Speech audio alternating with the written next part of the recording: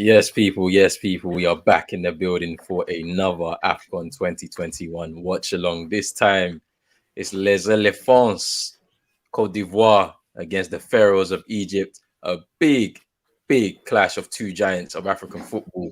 They take on each other in this round of 16 game with the winner headed into the quarterfinals. I don't remember who did they face. They face Morocco in the quarterfinals if they win this tie. So it should be a good game tonight, or this evening, afternoon, wherever you are. Got my guy Morad in the building. What you saying, man? I'm good, bro. What are you saying? What are you saying? Yeah, nah, we're chilling, man. We just looking forward to this good game coming up, man. I mean, let me actually share out the tournament bracket so we can see where these teams lie and what side they're on and everything like that. Then we'll go through the lineups as well. But actually, before we even do all of that, people, if you're in here right now, make sure you like this video, subscribe to the channel if you are new, hit that notification bell, share this out with your friends, your family, and all of that. And yeah, let's just keep it going. Let's keep it going. Let's keep growing. After hitting that 1K last night, I'm very thankful for everybody's support so far throughout the tournament. But let's see if we can continue growing that number. Obviously, when the tournament's done, there's still a lot more content to come from this channel as well. So make sure you subscribe to the channel. But as you can see here on the screen, here's the game we're watching today: Côte d'Ivoire versus Egypt.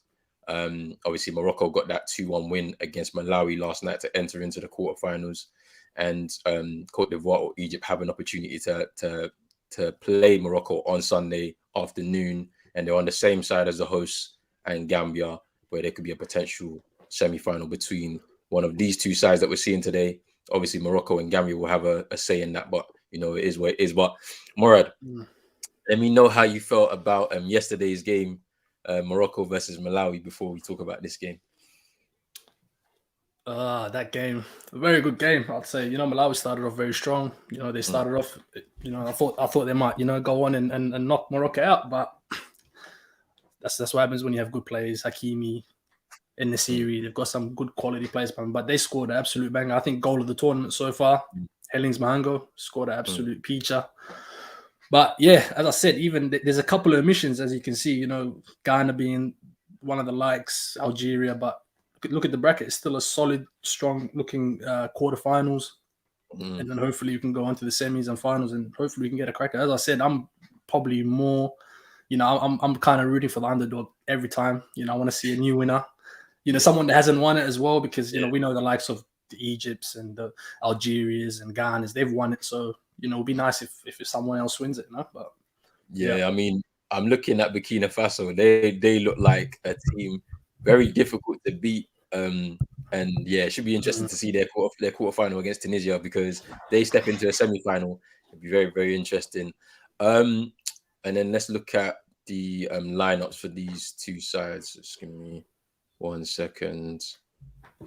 Let me go through these lineups now. So we'll start off with Côte d'Ivoire. So we have Sangare in goal, Serge Aurier captain, Conan, Jean-Michael Seri, Eric Bailly, Simon Deli, Ibrahim Sangare, Frank Kessie, Sebastian Haller, Max Alan Gradle, and Nicolas Pepe up front for them. And then for Egypt, it's El Shanawi, Omar Kamal, Abu El Fatou, El Soleil, Ahmed Higazi, Abdul Monem, Mohamed El Neni, Hamdi Fati, Mustafa Mohamed, obviously Captain Mo Salah, and Omar Marmoush. I mean, looking at these two sides, bro, like, what's your thoughts on them? Where do you think there's going to be key battles? And who do you think is going to shine today? To be honest, it feels kind of a bit like obvious, kind of one-sided. We know Côte d'Ivoire is a very star-studded team. A lot of the players playing in Europe, but Egypt as well. They've got one or two names here and there that we might know of. Ghazi's played at West Brom. Mohamed Salah, we know, probably right now one of the best, probably the best African footballer, one of the best footballers in the world, even we can say. But I think that midfield, I think that Côte d'Ivoire midfield is just, they shouldn't have any problems today. From my observations, Kessie, we know what type of player he is. Sangari, we've got some top quality players. You're talking about Sebastian Haller. You know, he was at West Ham, went to Ajax, and he's been phenomenal. Champions League, I think he's almost on double-digit goals already, and we haven't even hit the 10 goals. So, as I said, from the footballing aspect of it, I think everything's going Côte d'Ivoire's way. But as you know, there's knockouts. You know, there's no time to sit back and play safe. You have to go for it and win your games. You know, Egypt can only take a corner, a free kick. You know, Mohamed Salah to go on his left foot and he can smack one and it could be 1-0 and they can win. So, yeah. I mean, for me, I'm surprised still that Egypt are not starting Zizou. Zizou's been really good since I've seen him. Like he's come off the bench in every game I've seen him, but I'm surprised he doesn't start in the front, the forward line. Let me just have a look at that forward line again, just to see. Obviously, Salah's taking up that position off the right. But let me just have a look. So who they got? They got Marmoush on the left, and then up front is Mustafa Mohamed. And it's like I've not really been impressed with Marmoush, and they could have maybe played Zizou there because he's been really good for them. I mean, obviously, most of their players actually still play in Egypt. Zamalek is probably like the key team in Egypt. Obviously, won the African Champions League several times. But yeah, I think today it's going to be a difficult game for them from what I've seen, because the way they've really kind of been playing through Salah, expecting him to take advantage and produce a moment of magic on the day, I think it's going to be a bit too much for them if the team can't, come together and produce a performance that can beat this Côte d'Ivoire team. I mean, yeah, you mentioned this Côte d'Ivoire team, just star-studded, full of quality. The midfield battle, which you mentioned, when you look at the likes of Sangare and Kessie, I don't think that midfield of Egypt are going to have too much problems for them today. No, unfortunately. Nicolas Pepe starting another game today, which is good to see. Obviously, I'm not too sure what happened in that last game because I didn't watch it. It was CM that was watching it, but yeah, he seems to have had a good tournament so far. And then if I'm just looking at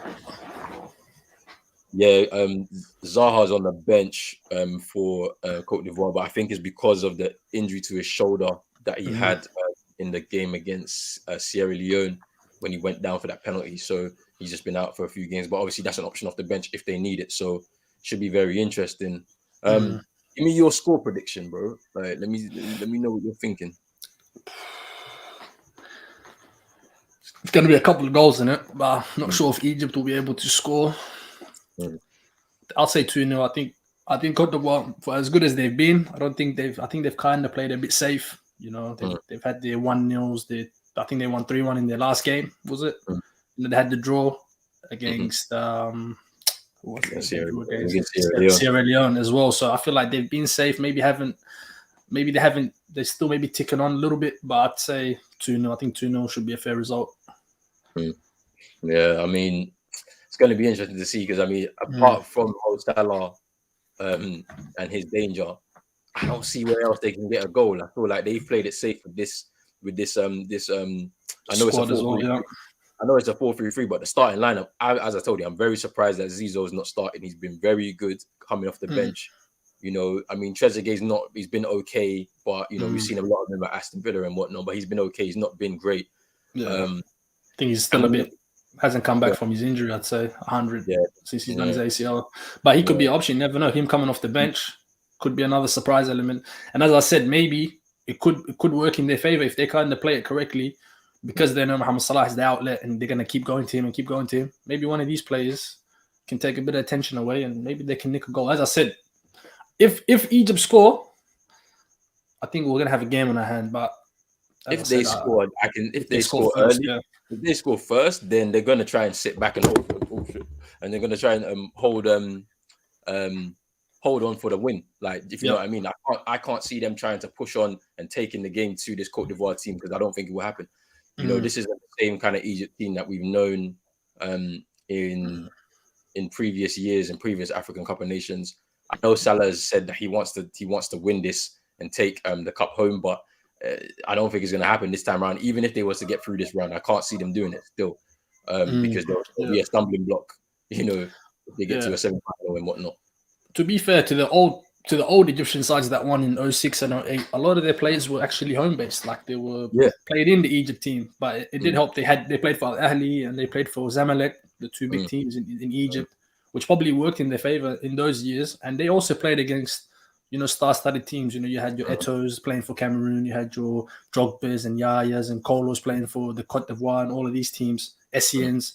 And they still were able to win. I think they only had 2 players that played outside of Egypt in that tournament. Midu, Midu that played for Tottenham.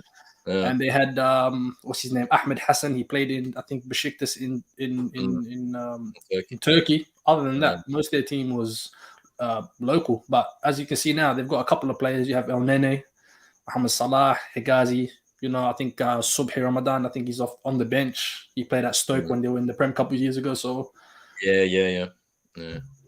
So we can't give too much leeway to them. They should compete, I reckon. As I said, football starts at 0-0, and you never know. This is knockout football, so it's not like a group game. So I think we'll see what happens. But yeah, as I said, you can see this Côte d'Ivoire side.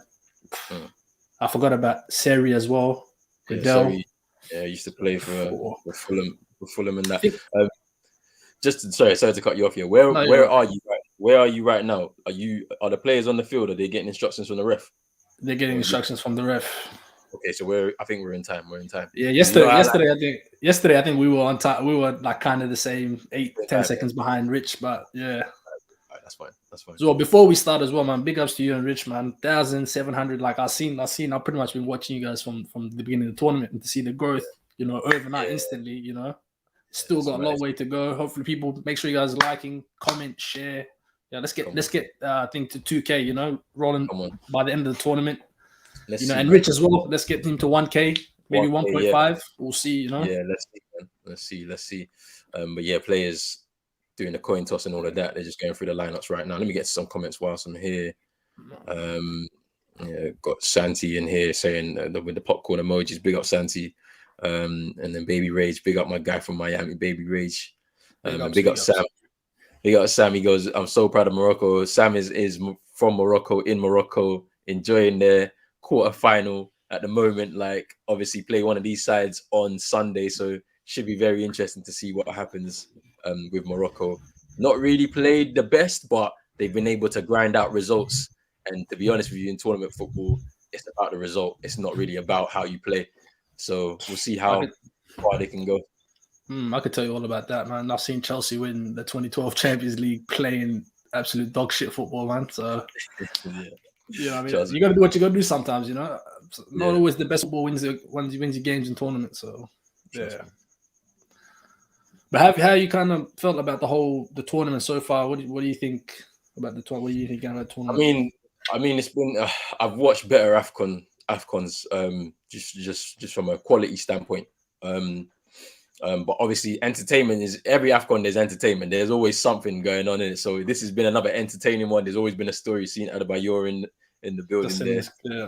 Yeah, he's in Cameroon as well. So I mean, it's just from an entertainment perspective. Yeah, it's been good. There's been a good level of shocks as well in terms of some results. When you look at Equatorial Guinea, they're into last 16. They play Mali tonight. Beating they beat Algeria in that game as well. So that's been good to see. Gambia, get to this is their first tournament. Obviously, get into their first quarterfinal, and then obviously Comoros and what they did, obviously beating Ghana. It's an embarrassment for the Ghanaians, but for them, their country, it's been amazing for them in their first tournament. So it's been good. It's been good. Another good watch, and obviously we come back again and we've kicked off here. Yep. We've kicked off here, so but yeah, it should be very good. Next year we're obviously going back to Côte d'Ivoire for the tournament as well. So so hopefully we can see some improvements as well from the higher ups, from the refereeing, the officiating, because some of the stuff, as much as it's been a good tournament and we've seen some good football and some shock results and stuff like that, there's still things behind the scenes or in the football games that really need to be fixed, because it is low-key embarrassing. I just feel like just every time I think they're trying to look for the headlines, and they're trying to with some of the officiatings and the decisions and the higher ups. Even we've seen teams now come out and say that the treatment of the hospitality hasn't been the same. Some of the bigger teams get treated more. In terms of like with amenities, hotel levels, laundry services and stuff like that. So hopefully next year that can be, we can hopefully don't have to hear about all these stuff and just positivity. But yeah. I think it's just one of those things where like you're right in terms about the headlines and whatnot, because I didn't see nothing from any of the major British outlets about Afcon until that refereeing blunder between Mali and Tunisia. Do you know what I mean? So, Yep. so you already hit the nail on the head when you're saying they're already focusing on the negativity within the tournament as opposed to what the tournament is actually about. It's about showcasing Afcon to the world. Do you know what I mean? Yeah. And they just weaponize that against you. Like we've been screaming out and saying, "Where's our pre-match shows, halftime shows? Why don't you get some content creators, some ex-pros, experts, journalists, get them on board and do that?" But then they just see stuff like this and say, "You guys can't even officiate a proper game of football." So unfortunately, they weaponize that against us. As I said, we always have to work twice as hard just to get half as much. So we need to do better. 100. But we just need to see an assessment has to happen. A little assessment needs to happen after the tournament, and they need to just make sure that they can organize better for next year. Yeah, even if it means get some help from the outside. Look, there's no point, asking for help, because we've seen other tournaments get run. They don't get run with any major controversies. But here we've already had how many? Is more than countful or good strike. Yeah, good strike there by Kessie. I've not really been impressed. I've not been really impressed with Kessie in this tournament so far. What have you thought of him? I think he's been okay, but as I said, man, he's a quality. It's a quality team. It's okay for you to be okay for now, but we're gonna see him now. I think that was the group stages. Now it's the knockout. I want to see him improve. Maybe it's the haircut that's still trying to feel like the look. But he's not really looked. He's not really looked so good. I feel like there's a lot of responsibility on his shoulders as well, being in that midfield as well, where he has to, take on that box to box role a little bit more and get forward a lot more from that free in there. I think it's the Yaya comparisons. I think everyone's trying to compare him to Yaya and put him on. But Yaya Touré is special. He's nowhere near that. Like people love to shy away from that conversation with Yaya Touré. Like he's probably the greatest African footballer to grace the Premier League. Do you know what I mean? Like we're talking about, and we've had some real good guys in the Premier League, but I think he clears Drogba and Michael Essien. Yeah, definitely. Just because also the football aspect of it, I think football wise, he's probably the greatest African player we can say. Maybe him and George Weah. We can't discredit George Weah. He won a Ballon d'Or at that time as well. So so it's just one of those. But I don't think he's going to be on that level or anywhere near that level. But we'll see what happens. Because obviously, he's also going to be leaving AC Milan in the summer, it looks like. So where will he end up? I don't know. It should be very interesting to see though. Where do you think he will end up? Or where would you want him to end up? I don't want him to chase the money. If you know what I mean. If Spurs throw a bag at him, he's going to waste a lot of his career at Spurs. I think he needs to go somewhere where he can win. Be a winner and contribute. I think even Man United is a shout. I wouldn't want him to go there because he betters their side, and I'm not sure how he work in Man United system, but he's a good shout. I think United are kind of pushing the Neves rumors and those type of players, all these Haidaris and all of that. I see him going to Spain, in all honesty. Like maybe like Madrid or Barcelona? No, not those two. I think just a step below. It could go to Atleti. Yeah, I can see that happening. Oh, that's not a pen. Is that not a pen? No.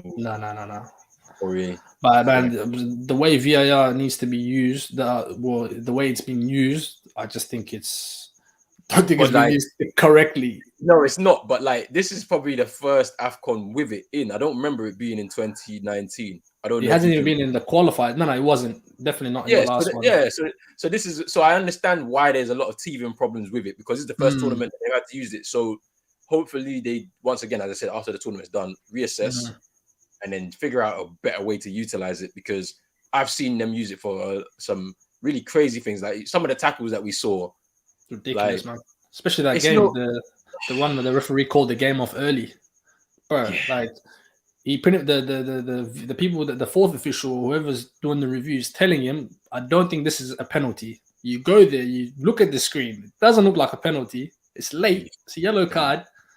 Gives him a red card. Like, it makes no sense. Like, I mean, yesterday my head was gone after when oh, Mane and Vosinia clashed heads, and absolutely. then my head was gone because I'm like, in any other like sport, yeah, if two players' well-being is at stake, that's, you're not even gonna punish anybody for it. It's more of a drop ball, and then we just continue Yeah, when they've recovered or the substitutions are made. But no, it's a free kick and a red card to the keeper. I just couldn't believe it. I couldn't believe it at all. bro, Mane was nowhere near about to score a goal. Like, the ball's in the air. You know, they both go for it. The ball is heading towards like a corner or something. You know what I mean? Yeah, so it's ridiculous. It's my big up CM in here. Big ups. Hope you're well, bro. But yeah, it just seems like Ivory Coast is just controlling the possession, not really doing anything with it. And as I said, it's going to be another long ball FC from Egypt. You know, and this is it. Like, this is why, you know, why people keep speaking about Egypt like they're, because of Mo Salah, that they're gonna do something. I was like, I've seen Mohamed Abu Treka, I've seen Mohamed Zidane, I've seen some ballers. You know what I'm saying? I've seen some ballers for Egypt. And this team don't touch anybody in that apart from probably Mo Salah. Mo Salah gets into those teams, I think. But everybody else in this team, they don't make it. And it's like, you put Mo Salah's hitting hope to Mo Salah is not gonna work. Yeah, if he doesn't win an Afcon, does he go down? I know he's done the domestic stuff, that the club at club level. Does he go down still as Egypt's greatest player, or does that not winning that? Oh, I don't think so, you know, because I think with Egyptians they prefer the Afcon. Do you know what I mean? They would 100% prefer that, because when you look, because bro, like 2006 was a time, because in that tournament we had some players in their prime, like, and so like imagine imagine like an Egyptian side at home, yeah, overcoming all of these players, yeah, and winning the tournament. So they definitely, if he doesn't win Afcon, he can't go down as one of the best players in Egypt. He can't. Yeah, he's not very well received. Like in Egypt, I know, of course, because he's from the outside. From the outside, he does kind of seem like a big figure. Of course, he's kind of the main guy. But when you mention names as Zidane and Abu Tariqa, bro, these guys will tell you then he's nowhere near the level. But yeah, as I said, I think they respect the Afcon more. Even a lot of African like players or African fans, I would say, they respect the Afcon. I don't think the player that hasn't won the Afcon gets mentioned with the elites, but which is fair enough. Buy you with the rugby helmet. Yeah, he's got the helmet on. Yeah, he had a head injury, I think, in the last. Oh yeah, in the last game, yeah. Thought it was Petty Check. I was like, Petty Check ain't black. We got Drizzy in here. He's saying, "Who's this new guy?" It's Morad, bro. Morad's done a few streams with Realist, you know, Realist United, and all of that. But yeah, Morad, man, let people know what you do, what you're from, and all of that. So I'm from Australia. That's where I live. That's where I was born. But I'm from Eritrea, actually. That's where my parents were born and raised. And yeah, just been doing content for a couple of months this season. You know, haven't been consistent, but you know, hopefully, you know, we're learning a thing from you, from Realist, Rich. You know, just being in your streams and yeah, just networking and stuff like that. So it's been cool. Yeah, man. Big up Drizzy though. Aaron Boomer in here. Big up yourself. He says, yesterday was too good. Probably one of the best streams. Yeah, I know. Yesterday was really good. I ain't gonna lie. It was really good. It was really good still. It was really good. And then Drizzy saying bias get to red card there. Yeah, I mean, with the way some of these referees have been officiating, the way he went, studs up and everything, a little bit reckless in the challenge there. I know it's nothing, but hey, you never know. So yeah, he did escape. Fortunately, man, VAR is a killer of dreams, man. You can't even celebrate now until the check's been done. You can't even make sure that the play goes on before you know. Kessie, Conan now.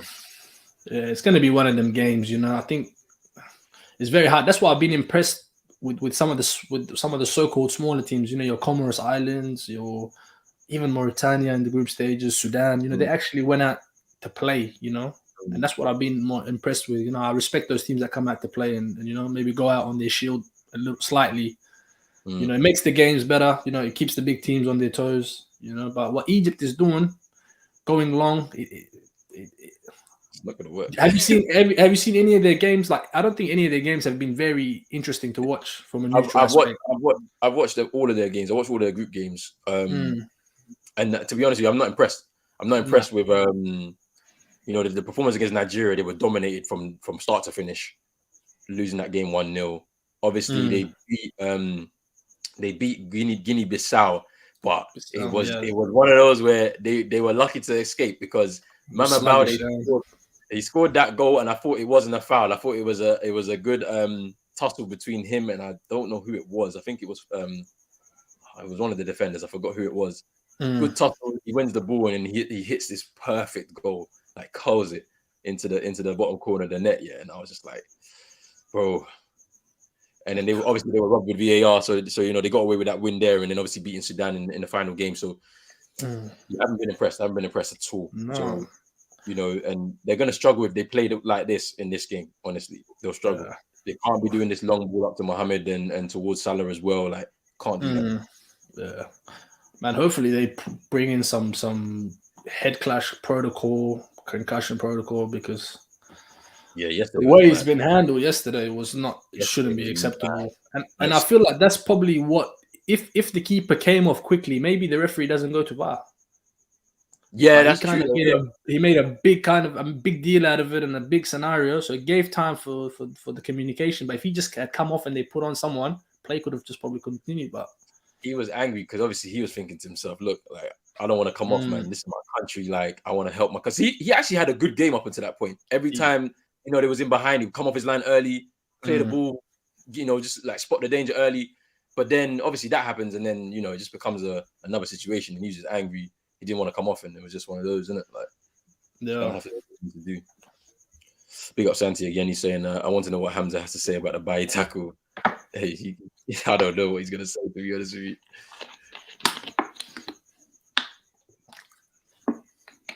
But big up Hamza as well.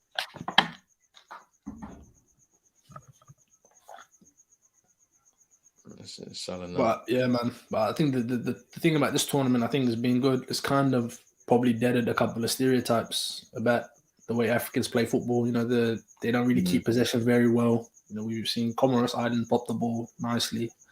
Beautiful. And even the stereotype of the black goalie. We've seen some good goalkeeping.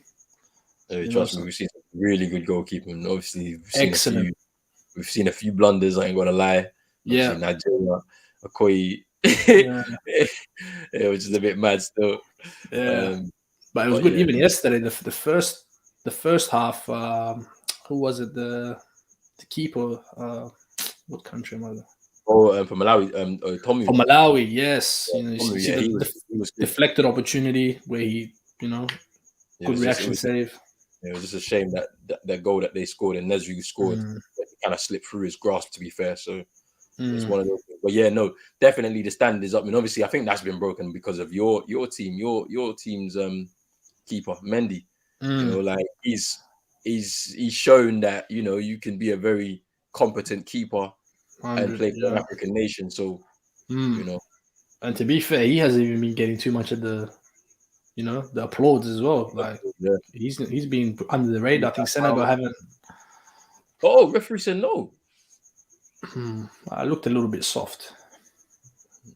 Pepe went down, but no.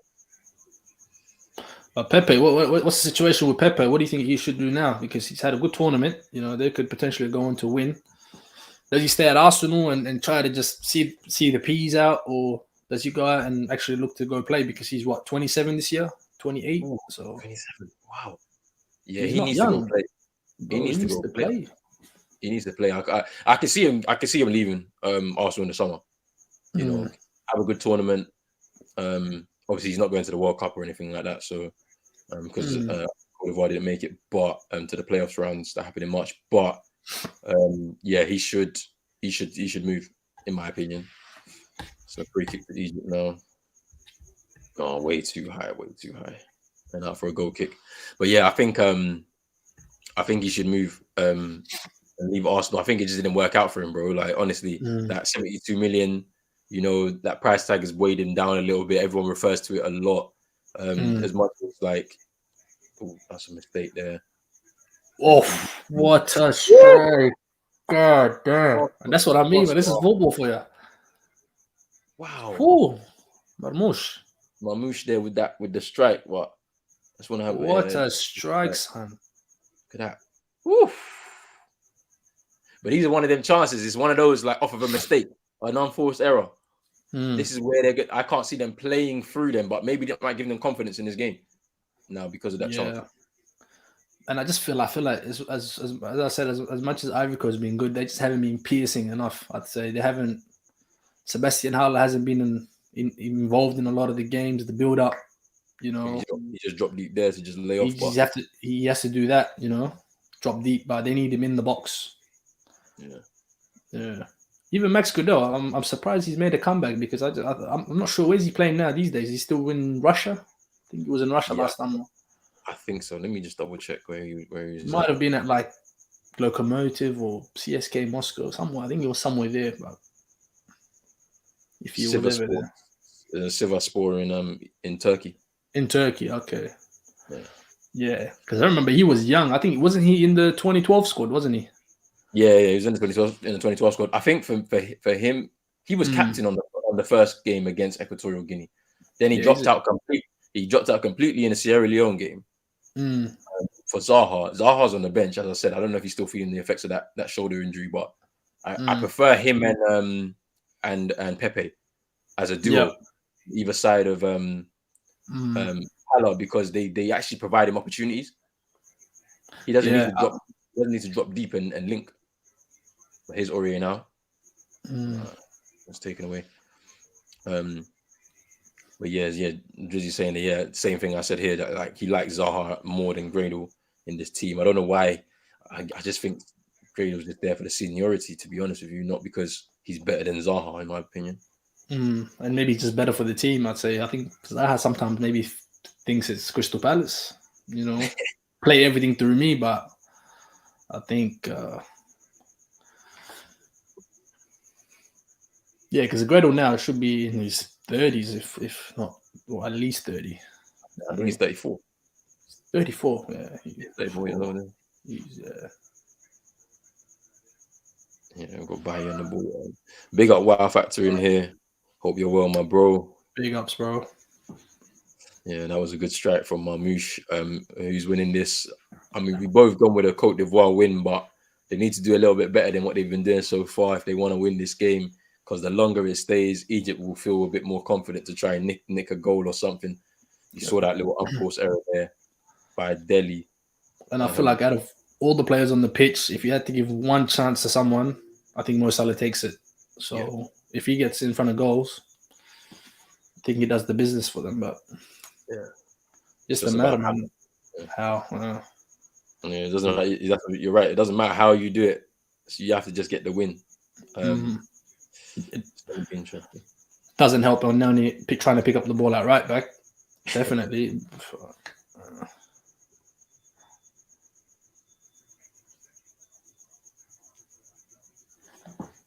I'm surprised they put this one as an earlier game. I would have thought that. Me too. Surprised about that, but it is what it is. I think the game this evening is going to be interesting because Equatorial Guinea, they've been shocking people so far. There's another opportunity here. I mean, they won 2 games in this group, in the group with Algeria, Ivory Coast. They won 2 games. So you look at that, you're like, wow. It's crazy, yeah. And Mali've got themselves a good team as well. Maybe they can get their name on the trophy for the first time.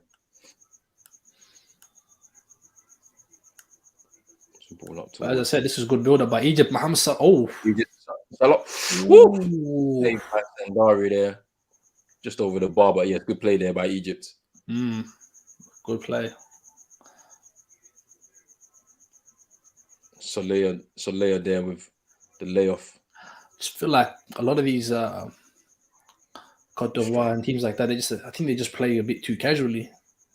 It's like it's a stroll in the park. I just always feel like that.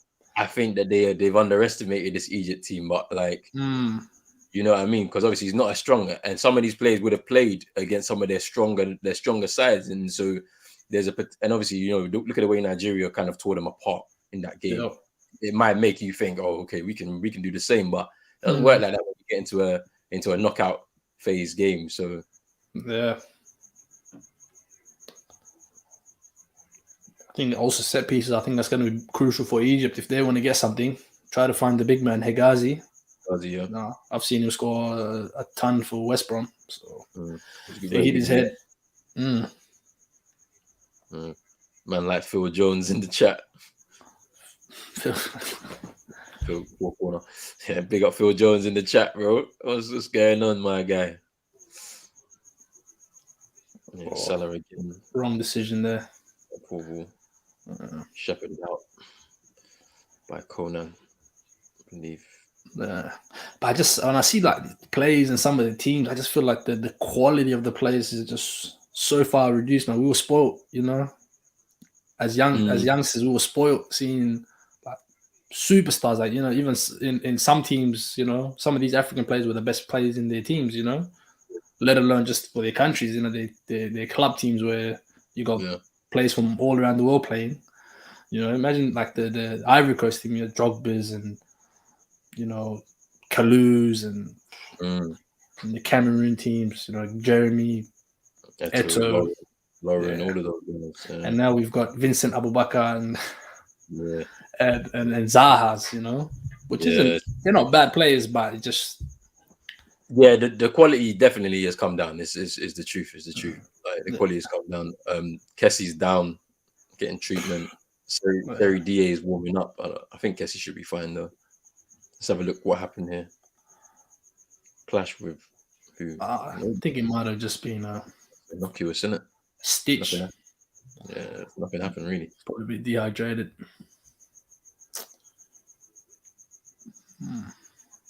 Interesting. While saying that, it's worse if Egypt goes home than Côte d'Ivoire's. Egypt fans will fight you back at home for coming home early due to poor performance. It happened to Algeria. I mean, but then I think the expectation of the nation, I think if the fans are realistic, they'll look at this team and say it's not as good as the teams that have brought the cup home before. But you never know. I don't think Mohamed Salah will be going back there anytime soon. I think he's catching the private jet to Liverpool. That's me. He's definitely not going there. Or Dubai. Like, he's not going there. He's going to enjoy his winter break. Yeah. But yeah, that's definitely another thing as well. Football can be ruthless. Fans can be ruthless. Remember the '94 World Cup when that Colombian player got killed for making a mistake. Yeah. So yeah, players, man, be safe. I seen a crazy thing. It was a Brazilian under-20 game, and a fan came onto the pitch with a knife, tried to attack one of the players. Like, and it's an under-20 game. Do you know what I mean? Like, it's not even the first teams or nothing. So it's all mad. It's ridiculous. Imagine what he would have done if he was at the 7-1 Germany game in the World Cup. I have no idea, bro. Trust me, that was hard to watch as a corner come in. Poor corner there. What's with the corners, man? Even Mohamed Salah on his corner, he went low. Oh my, kept it in. Oh, why'd you do that? I should have just played it straight to direct, man. What are you doing? Strike into Sangari's hands.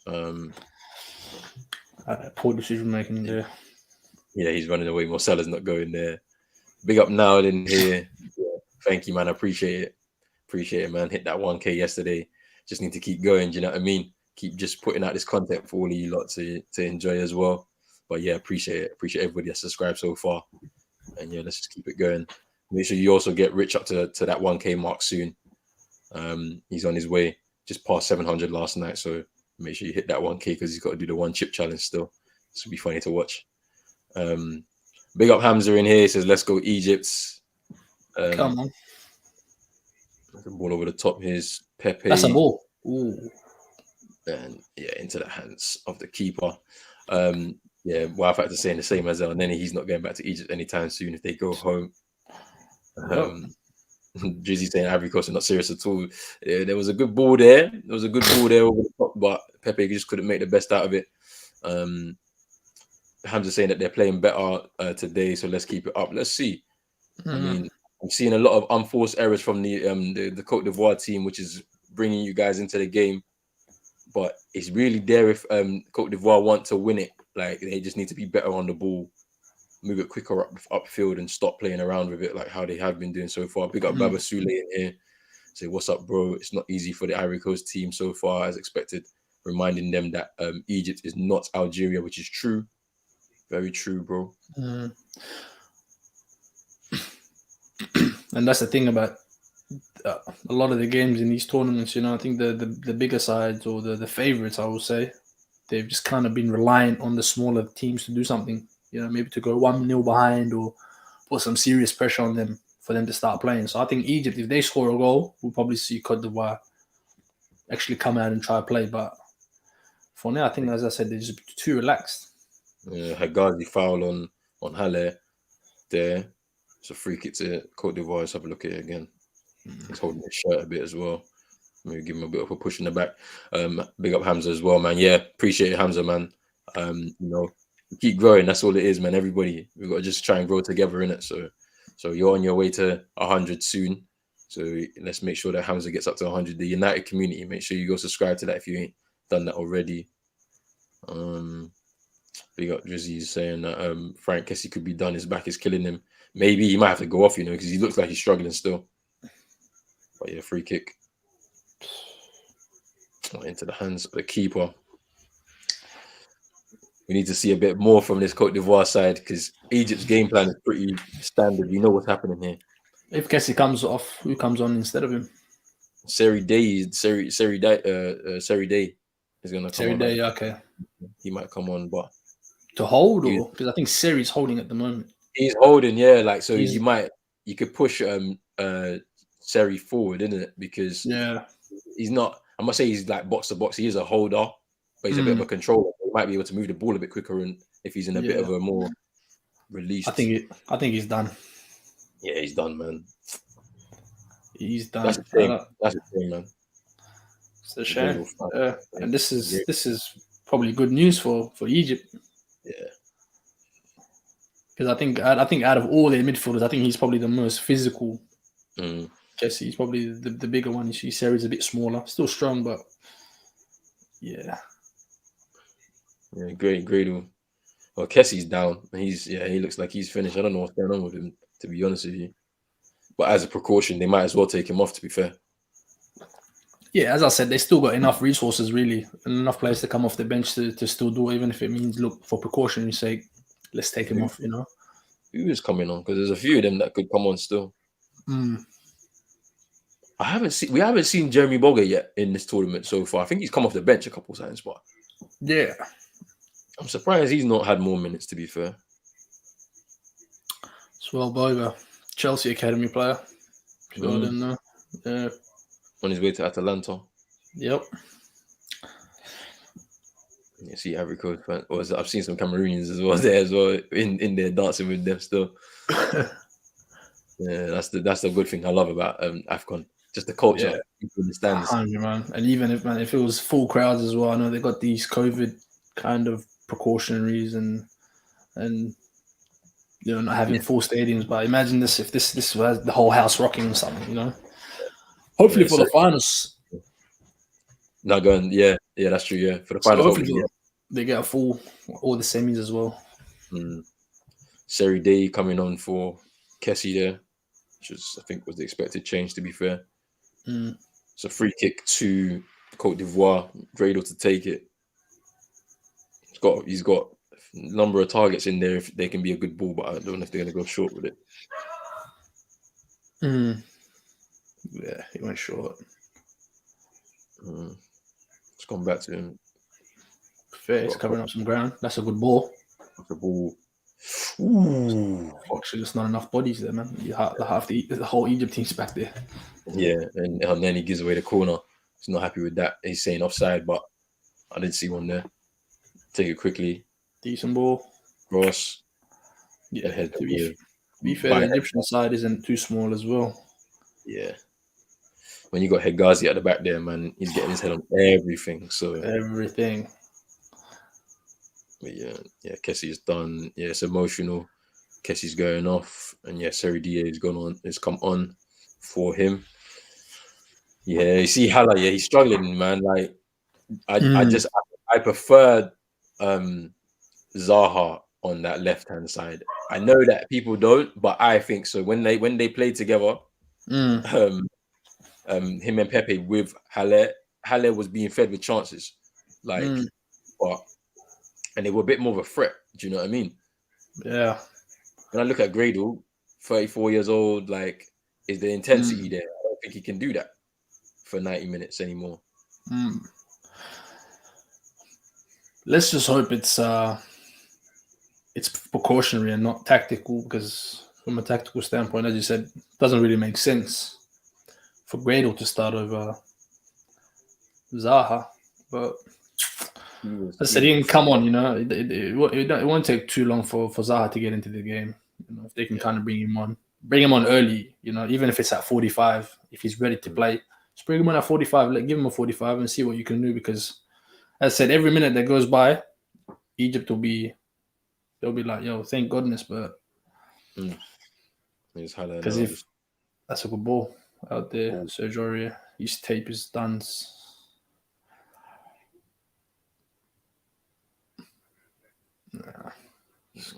Just recycle that, man.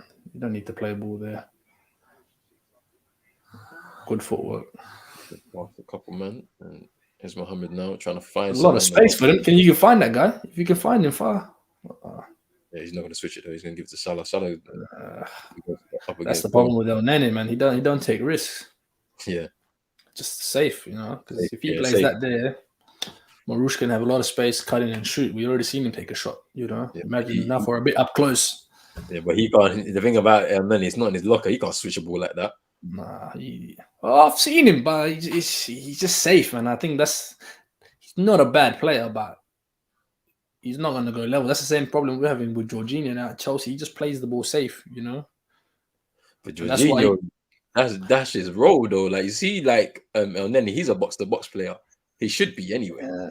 He should be, but he does kind of play the pockets of space that he picks up, but kind of like how Jorginho does anyway. But that's what I'm saying. But even Jorginho, sometimes we do need, because we had Fabregas, you know, and Fabregas, he kind of played a similar role to what Jorginho's playing, but he had that in his locker. He'd always look up, whereas Jorginho, he plays with his head down, you know. So, but this is good position to play. My Sangari is El Nene now. Marouche now. What's he gonna do? Don't think you guys have a target up there, big man. I think they need to play Salah to feet. Yeah, it has to be either into space or to feet. Hey, respect Yakubu, bro. Yakubu was decent in his day, bro. Hey, nah, when he was at Everton and he was chopping that money, he was eating pounded yam every night, bro. Every night, man was eating it every night. But he was still banging goals in the Prem though, so I respect it. Respect Yakubu. I think he's done a lot better in the Prem than Hala has, you know. To be fair. But that's David Moyes tax, because for sure, because he's banging goals in at Ajax, man. How can you be top scorer Champions League 10 goals? You've already broken the record for the most goals. Yeah, for an Ajax player in the Champions League proper, like, it's mad. Yeah, because he's just been in the 18-yard box. So. No, Mora's not Egyptian, bro. Eritrean, not Egyptian now. Yeah, so getting away with ball in behind. Ooh, Sangare should have held on to that. Mohammed with the shot there. You know, for all the ball that Ivory Coast have had, I don't think they've taken a real shot at goal, haven't they? No, there's not been a chance at all. I haven't seen one. No. But so credit to Egypt. At least they're playing a bit more direct, you know. They get into the goal. Big up Aaron Boomer. He's saying Cameroon are going all the way. Yeah, Let's just hope it's done the correct way, not because it's home. They're the home team, Oh man, too funny. I think as host though, semi-final at least they should be expecting. He's just just over the bar there. He was backpedaling Sangare. It wasn't a shot from Salah. I think it was more supposed to be a cross, but it just the flight of the ball. Good punch as well, because I've seen. I'm not sure if you remember. Was it Liverpool and Everton when you had that looping ball and then hit the post and came off and they scored? Yeah, Pickford didn't get a hand onto it, so yeah, good save by the keeper. Yeah, Marmoush to take this corner now. And this is where it's overhit, man. 4. You gotta make up your mind with these ones, man. It's fine Hegazi, man, and you. Yeah, Santi saying that the Comoros keeper El Hader deserves the Golden Glove. Hey, he had a good performance though. That's a ball. Ghazi. Overhit. I think he's gonna attempt the bicycle. It's gone out for a throw-in to Côte d'Ivoire. 37 minutes gone. Still 0-0 between these two sides. This is supposed to be the game of the round, but it's not living up to expectations so far, man. I think both teams have been pretty negative. I think I've been more impressed with Egypt, to be honest. Hanging in there and even creating chances. I don't think Côte d'Ivoire's had a shot on goal, I believe, but the rhythm is just off. Yeah, I think, as I said, if Côte d'Ivoire want to win this game, you gotta give Zaha at least 45 to operate. Bring him on a second half immediately. Don't wait till the 60th, 70th minute. Big up Jungle in here. Says I think this is going to end in penalties 1-1 full time. Interesting. I would have said 0-0, but yeah, respect that. We got this there. Good footwork. Seri. That's a good ball. That's a decent ball. Oh, I feel like he could have done. If that fell to Hala, he might have scored that. It's another ball into the box and headed away. Sangare. It's a good chance there, man. I think he done the right thing. I think more time you'd want to hit it into the ground, but I think for this one there, if he didn't hit the ground, could have caused the keeper some issues.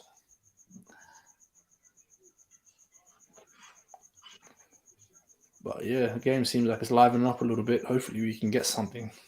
Good twists and turns.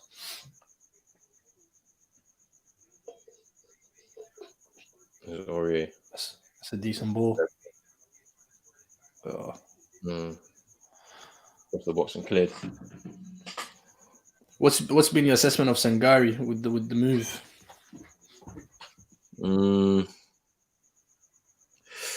I don't know, like I feel like he's at PSV right now. I've not really watched much of PSV to see him, to be honest with you. I've only been watching him in this tournament. He's been solid. He's not been outstanding or anything like that. Been pretty solid in that midfield. Just doing his job, and I feel like he's been tasked to now operate in the box to box because Kessie's gone, and so his height is going to help them if there's crosses into the box and whatnot from Pepe on that right hand side or from Grado on the left. Yeah, and it should be interesting to see what's going to be like. But he's been solid in this game as well. He hasn't really put a foot wrong, to be fair. So, and then in the tournament so far, he hasn't really put a foot wrong for me. But apparently he's supposed to be leaving PSV though. Yeah, that's what I was saying. Maybe I don't know where he would end up because it's a good player, but how many where the top sides would take him, Maybe someone like that, Richard been sort of saying that maybe Palace should get him, but who knows? Hey man, Palace moving mad these days, man. Yes. Picking up Donnies and all sorts, man. Yeah. Got that guy. Well, Lee says, man, that guy is cold. He's going straight to the top, that guy. Trust me. Yeah. Even Eze as well. Fortunately for his injury, but he was good, man. Hopefully he can get back to some sort of rhythm. But yeah, so it's been good, man. This tournament is good. It's been a good kind of audition for a lot of these players. A lot of these players are going to be making life changing moves. Life changing money. Which is beautiful to see. Yeah, it's a foul. Yeah, silly foul to give away there. Like he wasn't going anywhere. Yeah, it's great. We're just coming in there, just kicking Salah. Sangari's been a bit shaky though. To be fair, man. So they need to target him. He's a brave man though, because he lost his father in the just before the Sierra Leone game. Oh, and he's just been playing on, man. Like, respect to him, yeah, man. That's just it wouldn't be easy to do. Yeah, respect to him, man. He's a brave man. It doesn't seem like the biggest of keepers as well. No, he's not. Yeah. And to be fair, he's got a lot to live up to, man, in terms of their history still. For sure. Oh my God. I think the guy's name was Boubacar Barry, if I'm not mistaken. Yes. Former keeper, yep. Yeah, he was a very good keeper, bro. Like, he's got a lot to live up to get to them kind of standards. And then he shot all blocked by Bailly. Yeah, because them days they were making World Cups, I think the last couple of squads they didn't make the World Cup. Côte d'Ivoire, I don't think they made the last two. And they're not gonna make this one either. And they haven't made this one, so that's 3 there. So it just shows you. Because Côte d'Ivoire were always, they were, I think it's 5 or 6 places that Africa gets. Yeah, they were always. Yeah, 2006 was their first World Cup as well, to be fair. Yeah. So 6, 10, yeah. 6, 10, 14, they were there, I believe. And then 14, yeah. But that was their golden generation, I think. Yeah. I think for a lot of teams in that mid 2000s, like late 2000 period, that was basically their golden generation. Yeah, you had the kind of the Cameroons of the 90s and the Nigeria team that won the Olympic team, the Olympic Games. So yeah. I mean, because 2006 was a good year, because even Angola and Togo also qualified for their first World Cup. For that World Cup, it was mad. I don't even know how they did that, especially Togo. Like, yeah, Togo and Angola's. I mean, Togo, Adebayo, the striker, obviously he was born in Nigeria, but Togo he carried them there. Wild time in African football in 2006. Yeah. Yeah, to be fair, Angola, they've got a lot of like Portuguese history. So I think they had a few players playing in. Manucho used to play.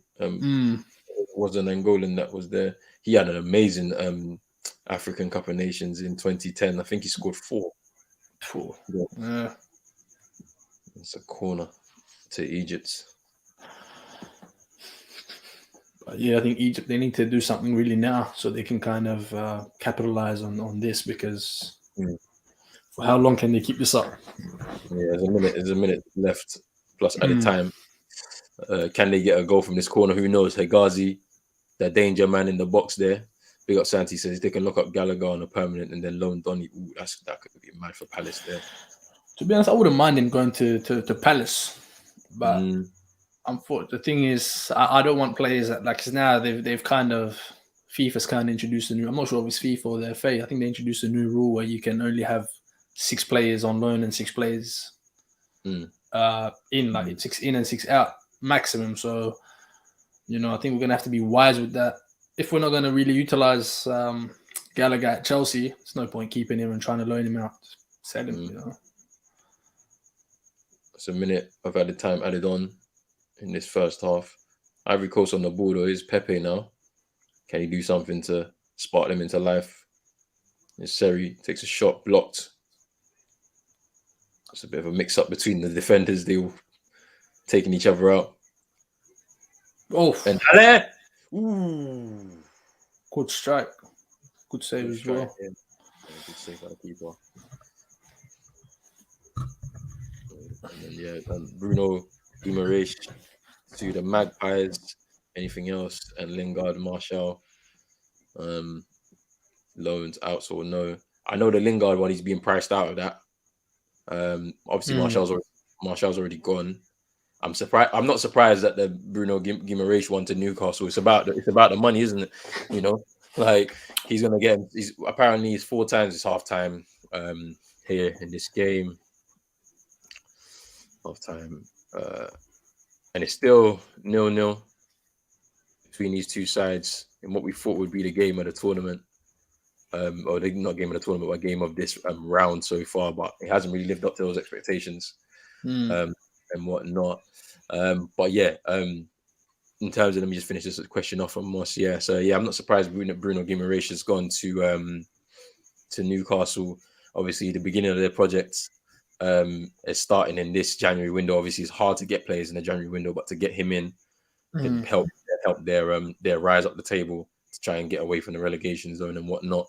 What do you think about that move there, Morad? Oh, I think Leon probably went in for the quick cash. I think he's a good player. He's probably a player that they would have wanted to keep, but I think they just saw 35 M's. They're like, you know what, let's just cash in on him now. He might not be the same player he is this season. But as I said, I haven't watched the whole heap of him. He's been making noise. At first, I thought it was it Paqueta? I thought they were signing him for 35 million. Yeah, I was like, yo, is that Paqueta? I think I saw one of the news outlets use his picture. I was like, this is not Bruno. So that's what I thought it was Paqueta. But I think we'll see. As I said, you never know. I think it's a short time. I think they need to bring in as much as they can, as much recruitment, especially in midfield. You need to help out the likes of your John Joe Shelby's and these, but I think they still need a forward. I don't think Chris Wood is enough to kind of get them across the line. But yeah, we'll see. As I said, still how many games? I think about 15 games to go. So plenty of football to be played still. So yeah, but let's talk about this first half. Moss asking just how the game went. So give me your assessment on the first half, bro, and let the people know. Yeah, as I said, I think it's kind of been the same story as other games. You know, the so-called favorite is kind of just playing it safe. You know, bouncing the ball about as we've seen. They've kept majority of the ball. You know, they've got close. I think they've taken their first shot. I think Sebastian Hala or the Sangari shot as well. I think those were the first 2 shots, and they came pretty late into the half. I think they haven't just been piercing enough. I think you're right with the Max Goodell. I think probably would have better off started with Zaha, but we don't know what the situation is, if he's injured or if he's going to be if it's precautionary or is it tactical. As you said, he might be the seniority thing comes into play where Grado has to play, where he was the captain in the first game. But as I said, Egypt, I think it's a good half for Egypt, you know, to go to draw 0-0 and even had a couple of good chances to tuck away. I think they'll give themselves a pat in the back and say, look, at least we're not 1-0 down and chasing the game and leaving us open. You know, we can sit back, maybe even fight to penalties, and then that will give us a fair opportunity to go through to the next round. But as I said, I haven't been interested. To be fair, as a neutral, you know, just want to see a good game. You know, hopefully Egypt can score first. You know, that maybe will allow Côte d'Ivoire to come out and play a little bit more direct. Maybe we can see Zaha. As I said, Zaha probably needs to come on immediately at the second half. But yeah, still games up for grabs. Yeah, just 7 shots each for both sides in that first half. 3 shots on target for both sides as well. Possession, Côte d'Ivoire just shading it 53-47. So I mean, yeah, when you look at the statistics, it looks like an even game, and it probably is on the run of things, just because you know we've seen those few chances from Mamouche with that shot that off the crossbar, and Mohamed with that shot that Sangare saved late in that first half. And then for Côte d'Ivoire, obviously, you know, the Hala chance we've seen, the Sangare chance we've seen. There's not really, I've not really seen too much of Nicolas Pepe, not because he's being doubled up on, but I think it's because it's just the quality is not there. You know, that final ball or that final action that he needs to take to be able to create an opportunity for his fellow attackers in the box. He's just not been at the races. Obviously, the rhythm has been a bit affected because Kessie's gone off with the injury. So Sangare is now going to be the kind of ideal box to box. Seri Da and Seri are going to be the ones that are going to be controlling in midfield. I think the Ivory Coast team have stepped up the field, and obviously, they're playing a pretty high line anyway. It's about what kind of quality they can really bring in that second half. Zaha coming into the side will probably help Haller create him some more chances and whatnot. But let's see what happens in the second half. I think Egypt would, as you said, are happy to be going in 0-0, not conceding, and then it gives them an opportunity to try and to steal something in the second half, if that happens. But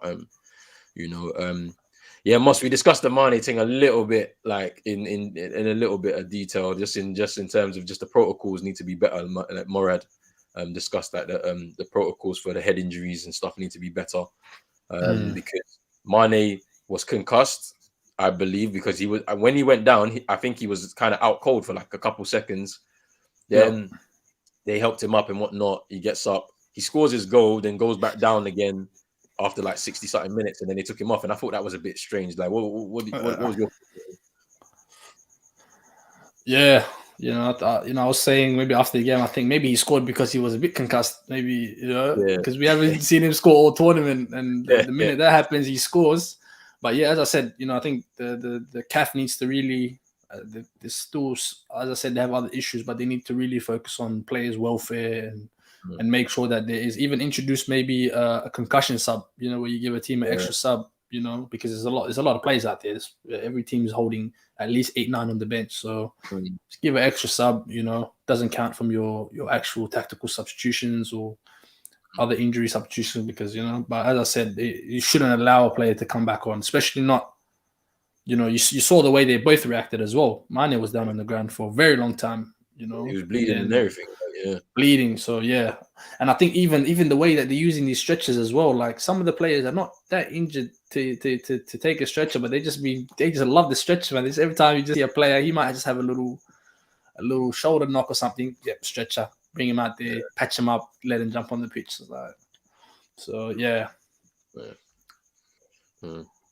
Yeah, Hamza saying disappointed not to get a goal. Let's keep up second half. Drizzy saying that. Say go on. No, sorry. I was just saying. Even like I think Hamza, he's Egyptian, isn't he? He's even saying like they a bit even disappointed because like they had a few chances in the game. They had a couple of chances to score. So they had a few chances. So they're still in this. So we'll see what happens. Drizzy saying Marshall FC we're massive. What's Rich thinking? Pepe starts and not Zaha. I think he's happy because they're not. What do you call it? They're not. What was I going to say? He's not going to get injured or anything. He'll be able to come back to Palace fit and healthy to finish off the season and whatnot. So I'm sure he's happy about that. We've got the real Ronaldo giving us a nice introduction. Bruno G probably gets a huge salary increase at the Magpies. Yeah, he does. As I thought Arsenal were offering the same money, starting to get angry with Edu. Perfect to replace the red card Xhaka. Hashtag blame Tariq. Arsenal are window shoppers, man.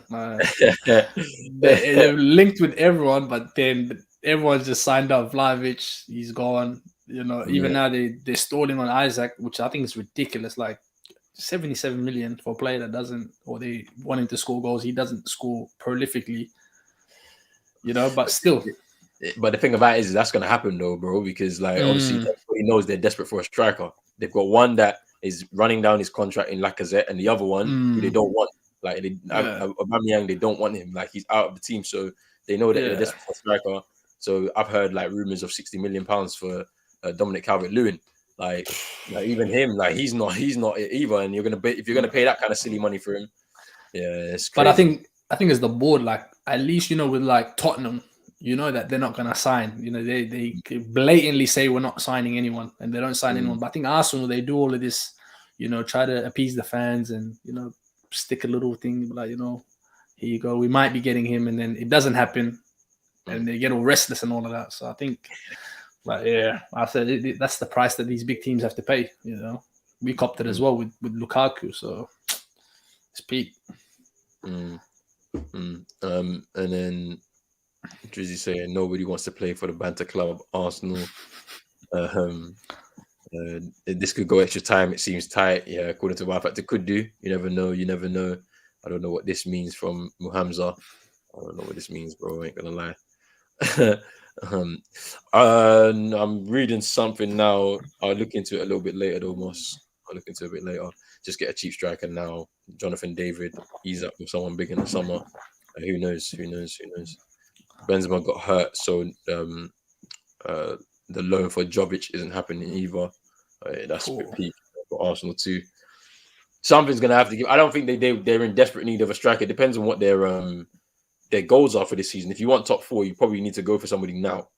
But if you're happy to settle with a Europa League spot, a Conference League spot between 5th and 7th, you should be able to make that without a huge collapse. Just play play Martinelli up front with Saka and whoever either side of him. That's what I would do. No point going in. No point going into the transfer window with like how many days left, like 5, 6, and then trying to rush around and pay for stupid money for a striker. You might as well just play Martinelli up front and then you know. Yeah, which I don't get. Everyone is giving Aubameyang his praises except for Arsenal. I think you're just gonna have to, if you're not gonna sell him in January or you're not gonna loan him out in January, you might as well just play him and see the season out. As I said, yeah, the money that Calvert-Lewin, when's the last time we seen him play? You know, he hasn't played since September. You know, so yeah, we're gonna sign him for 60 mil. This is a bit ridiculous. As I said, man, as I said, I think maybe no striker might be the formula. You know, Man City's showing it, because I feel like as much as there's good strikers out there, I don't think there's elite anymore. I think it's out the game now. You're seeing players like Mo Salah and Sadio Mane. There's only one left, bro. It's Haaland, and he's not going to Arsenal. You know what I mean? Haaland, and even then you can say Haaland as well. Like, as I know he scored a ton of goals, but I think this move now that he will get, I don't know where he will end up going. Unless he goes Man City, which will work out perfectly for him because he just needs to stay within the perimeter, the 18-yard box, and he'll bag goals. But if we're gonna see, I think I'm not gonna really judge him until he gets that move away and he goes to a big club at Real Madrid. Let's see what he will do at Real, at Man United, at Chelsea, at Man City, wherever he goes. You know, so even then, as I said, I think football is changing. You're seeing players like Mbappe scoring almost 40, 50 goals in all competitions, you know, from out wide. I think that's where the game is going to. So, yeah. I think even Mbappe, like if he goes up to a league with a higher level of quality, what's going to happen to him? Because I don't feel like I don't know what's going to happen, because obviously he's not going to be the main man wherever he goes. Like if he's going to Real Madrid, and let's say they bring in a Haaland as well, who's the main man there? It's not going to be, I don't know. Who does the franchise? Who do they put as the guy on the pedestal? That's not. I don't know. It's going to be very interesting to see what happens with either of those, because they're both going this summer. So where they end up is interesting. It's going to be interesting. I don't know if Haaland's going to go Real. That's the thing. That's the situation. I think he's going Man City. But even Barcelona, all of a sudden, they said that they're throwing their hat in the ring because, hey, they're going to say you're going to be the guy that's going to take us back to that level that we were at. You know what I mean? Yeah. It could be a La Liga thing. It could be a La Liga thing where they kind of force them to both go to La Liga and then play for the opposite team, so they can kind of build that El Clasico back. So I think that's gonna play a part, and then of course they're gonna throw a whole bunch of money to do that. Yeah. Because if Mbappe and Haaland go to Real Madrid, not gonna lie, it could be peak. Trust me, could be peak in a couple of years. Maybe not immediately, but give those 2, 3, 4, 5 years. Yeah, you're it's gonna be issues, man. You can see in Camavinga potentially a Pogba in there. Like it could be just something serious. Really serious. As I said, but even then, Real Madrid, I think again, I'm not even sure. Is Mbappe definitely? What happens to Vinicius Junior then?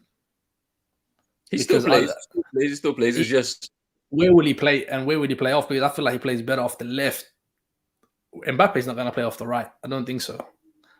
Mbappe's going to want to play off the left as well. And that's what I mean. That you stunt that guy's development, or you stunt his ability to go to the next level. You're going to have to sell him. You sell him, do you bag on him? Do you cash in on him, or? Hey, did you just see the supporters in the faces of the security guards there just now? Yeah. Hey, that was crazy. What the hell? TikTok's doing a madness, man. It's mad. There's players on their way back onto the field of play. Still 0-0. I don't know if there's any halftime changes for either side. Let me just have a look. Come Doesn't on, look if you like don't it. see Zaha, I don't think they're not showing any sort of. Yeah, Haaland and Odegaard, Norse Magic Bros. While saying that it's the top was very difficult if teams keep losing and drawing lower relegation sides like Burnley and Newcastle. Haaland save our money, get rid of Owen on the huge, and go huge on Odegaard's bro. Haaland, Arsenal would dominate everyone's MBS of the best young gunners in the Yeah, Premier League. Arsenal are dreaming, man. Like, Kick off here, second half now on the way.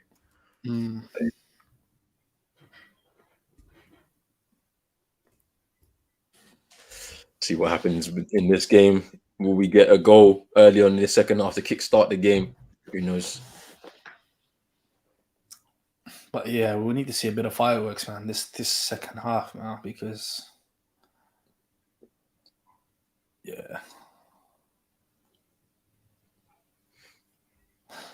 Sometimes the matchups aren't what they always like seem to be on paper. You know, like on paper, this seems like a big game, but realistically, it's not really a great. Like we saw that. I'm not sure if you follow the UFC. You saw the Cyril Gane Francis Ngannou fight Yeah, last weekend. I never But seen even it. then, like it was built up to be such a big fight and a great fight, but it was very underwhelming. You know, so I think this game is kind of taking the same stance. Pepe fouled there. Just nutmeg the player and taken down. Wow, factor saying it's so tight. Man U, Chelsea, Spurs, West Ham, Wolves, Liverpool. Who do you think the final top four is going to be? As some teams also have to play each other. United's March is peak, bro. After we play Watford on the 20th of Feb, like we play pretty much everybody in the top six. It's kind of crazy. It's not bad, but the thing is, why I rate Man United to make top four. I think they've shown in the last couple of weeks that they can win ugly, so they can play. They can have a stink. Because I watched a few of your games, absolutely like dreadful football, but they get the result, and I just don't bank on teams like Arsenal and West Ham and Spurs to do the same. So I think your Man United will be all right.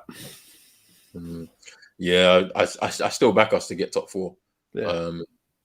You know, but obviously it's just dependent on how we navigate through that March period. I think that's when we're going to see the real tactical brain of Ranić, to be fair.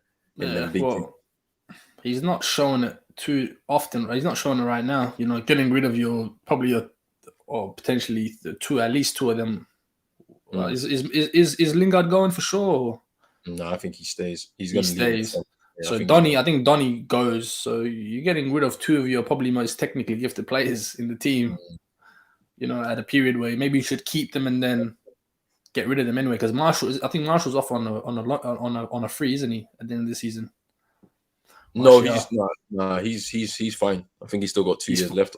Oh, he still got 2. Did he sign an extension, or is that from his original deal? Because I know he had a big. He had an extension. He had a 5-year deal with the whole. That's why he gets 200K a week. Poor ball there. Okay, so you got an extension. Okay, so you can make a bit of money on him in the summer. That's what I mean. I don't think he's going to be sold in Salah because I feel like the new manager will want to utilize him. That's why the loan deal makes sense right now. I think for his career, I think he should kind of dictate whether that happens or not. I think he should be able to tell the club, look, I actually want to go, because how many managers he's overseen, and he hasn't seen any improvement in his own situation and in the club situation. I mean, the club haven't shown him too much love, to be fair. I mean, that's what I'm on. Yeah, you top scorer in your first season with 17. You were a 19-year-old. Nobody expected you to do that, and then he goes and does that. Like at that point, the club should be saying, you know what, there's something here with this kid. Let's try and build a team with him in it, as opposed to. And this is the problem with United. We buy individuals, we don't build a team. And so, yeah, it's okay. We need a centre back. Yeah, we need a right back. But what do they contribute to the team together? Not just buying them for the sake of buying them because you need it for a position. You feel what I'm saying? So yeah, it is what it is. But that's a good ball. That's a good ball. Oh, that's good cup. Good. Yeah, kept it alive. That's a great. Oh, unlucky. Bit of height on that one. As I said, I think Egypt Egypt are outdoing themselves as well slightly. Yeah, they're pressing forward, man. They actually taking the game, and as well as I said, Côte d'Ivoire look very casual on the ball, like very casual in possession.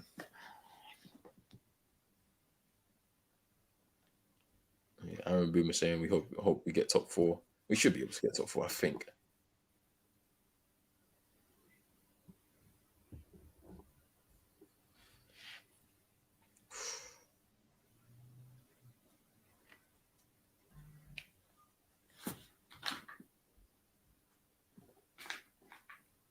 Yeah, this is what it is, Moss, man. Like I just feel like we shouldn't be buying players for the sake of buying them because we need them for a position. If you're buying the players, you got to build a team in mind of that. Like, Yeah. To be fair, we did that as well in the last couple of windows as well. Just buying players for the sake of buying players. To be honest, doesn't make that's no what sense. I mean.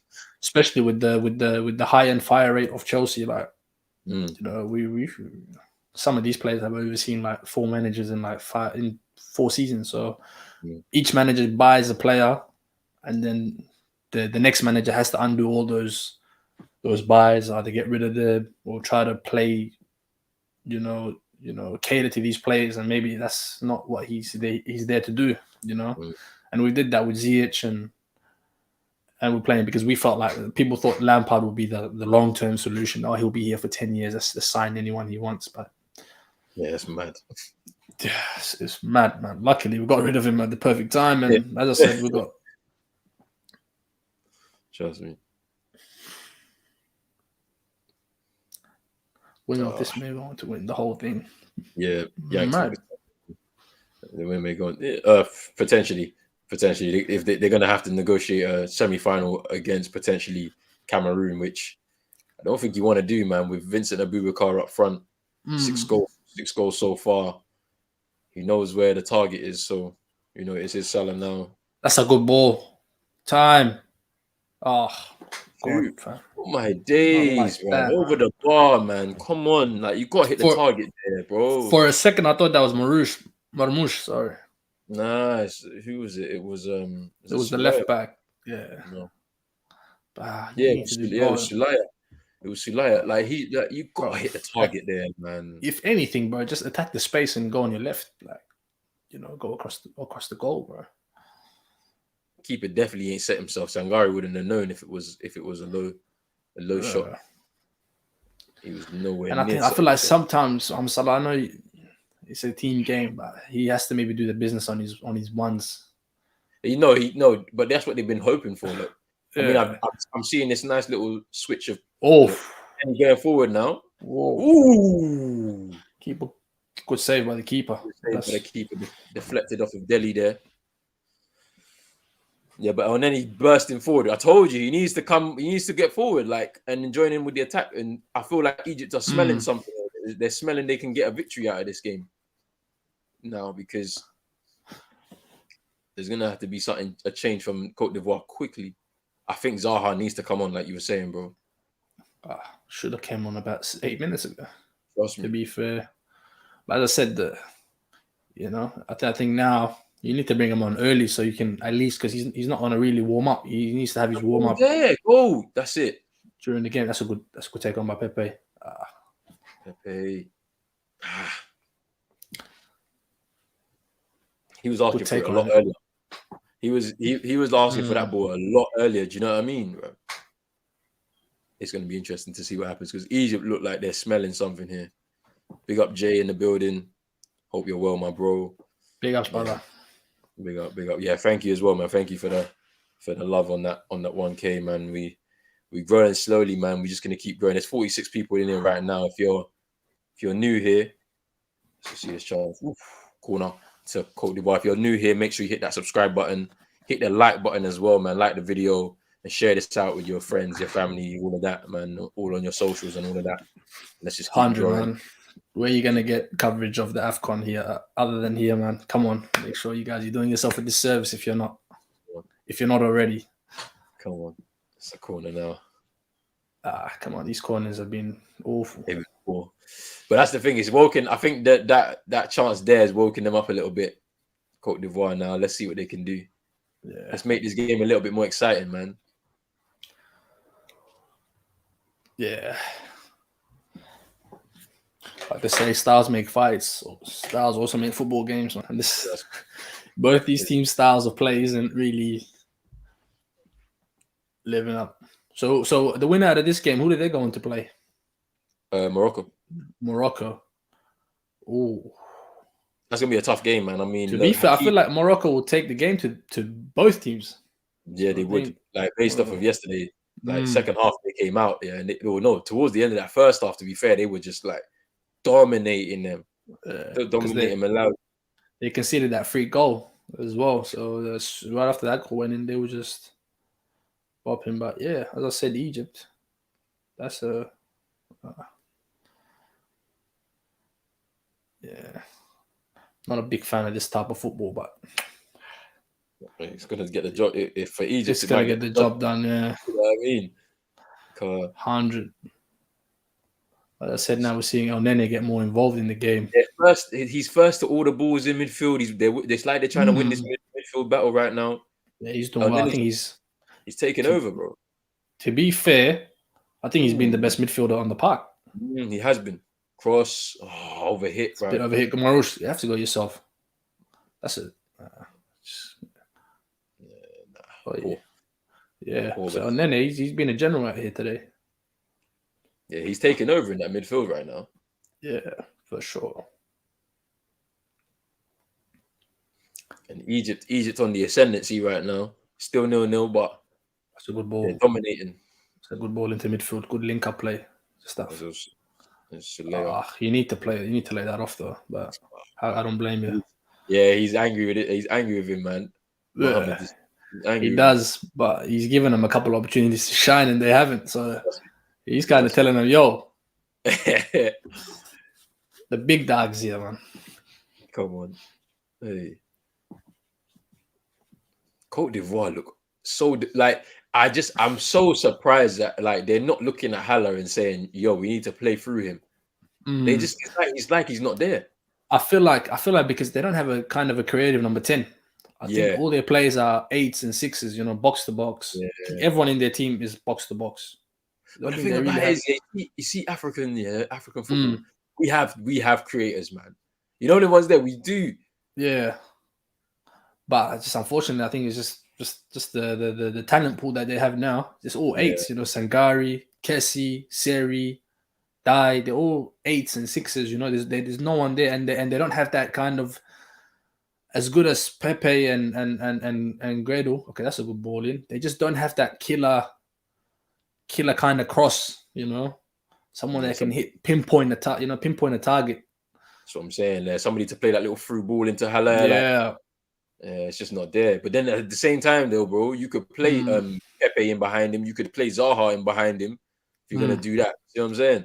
And that's where maybe they could have taken that risk and maybe play a Zaha in behind him instead of going for the because this midfield that they got there it's a safe midfield. It's like it's a midfield that you won't can see the goal, but they're not gonna offer you too much in terms of link up. Maybe you could have had Max Goodell in behind. Or maybe go 4-4-2 or something, or 4-4-1-1, something like that. 4-4-1 or something like that. But it should be interesting.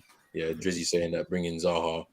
Young talking about hit 1K yesterday. Hopefully to hit 1.5 by the end of Afcon. Hopefully, man. Like we said 2, man. Two. We said 2. Yeah, people saying 2. Yeah. Let's see if we can get there. I think you'll see people. The draws will be. I mean, the draw for the later rounds will be immense. People are gonna start tuning into the quarters and semis. So it's true. It's true. Big up Joseph in here. He says, "This is what I'm talking about. Good game. Nigeria's game was predictable. We didn't do our homework well. Tunisia win the Afcon." That's a big shout, Joseph. You say Tunisia might win it. It's one of those ones where it could be a shock here. Like one of the bigger sides might not win it, and a side that we don't expect may win it. Essentially, bro. You spot on there, man. It's a big shout. It's a big shout there still. Yeah. Big up Red Devil 11 saying big up Morad. Big ups, bro. I think Morocco will take the game to Ivory Coast. Ivory Coast will beat them. If Morocco take the game to Ivory Coast will beat them. Look what happened to Algeria. Potentially, depends, man. Today they've not been at the races, man. Can't really compare a group game to a knockout game. I think there's a bit more on the line, you know. Even if you lose your first group game or you draw it, you know, you can always make up for it. But this is 120-minute is the max, you know. You're gonna get. So yeah, big up my bro. Red Devil 11. Would be interesting if they take Bailly off before he gets to say, yeah, they might have to do that because like the way these referees have been moving, he might have to come off still. I'm not gonna lie to you. Aaron Boomer, it's just gone off the 60th minute for me.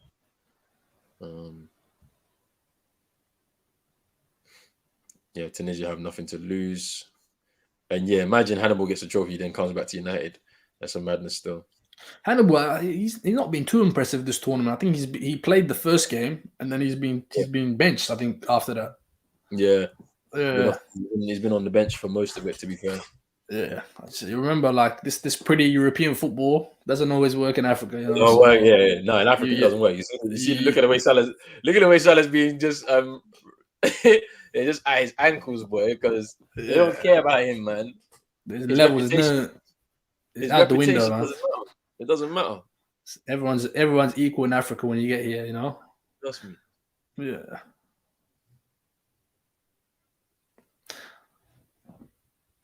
And that's why you see the Egyptian sides won't give them too much respect if they don't win it, because they've pretty much saw a team of their locals, like teams playing in their local leagues. You know, won 2 back-to-back tournaments. You know, 06 and 08. You know, very good side. So now when they're seeing someone, Morad, they won 3, bro, because they won 06, 08, and 06 and 10. And they did win 10. So yeah. They won 10, did they? Yeah, they did. Yeah, they won 10 because they played Ghana in the final. In the final, yes. They lost in extra time, bro. Yeah, I remember that. Yeah, I was thinking, 10. They won 3 in a row, bro. It just shows you, like, you know, they're not even respected because now they've got more players in Europe, you know, playing in the Premier League and this and that and Ballon d'Or conversations. But most of their players still play in Egypt, bro. Like in terms of this squad, the majority of them still play in Egypt. Only Trezeguet, Mohamed Salah, El Neni, those are the guys. Yeah, they play abroad. But they will say that's more than the winning sides as well. Oof. Oh, is he still playing? Oh, that was good try. Mohammed. And look, the fans are like, "What's going on?" They say, "Bring it back." Then bring it back, and that. I think Marmoush has been decent as well off that left. He has been though, yeah. He's been taking the game to them. I still think Zizou would be a bit more of a danger, man. Still, if they want to make that change now, it'd be ideal. Still, Egypt should attack by he makes one little clip on Salah and he's gone, and Salah will win an Oscar. Hey, that's funny. Why did Kessie have to go off? Yeah, he had an injury to his abdominal. He was struggling for a lot, and then eventually they had to take him off. I don't know what exactly the injury is for. He might be okay for if Côte d'Ivoire get through, but yeah, he was struggling a lot during that first 20-25 minutes. So, you know, yes, international football is very, very different.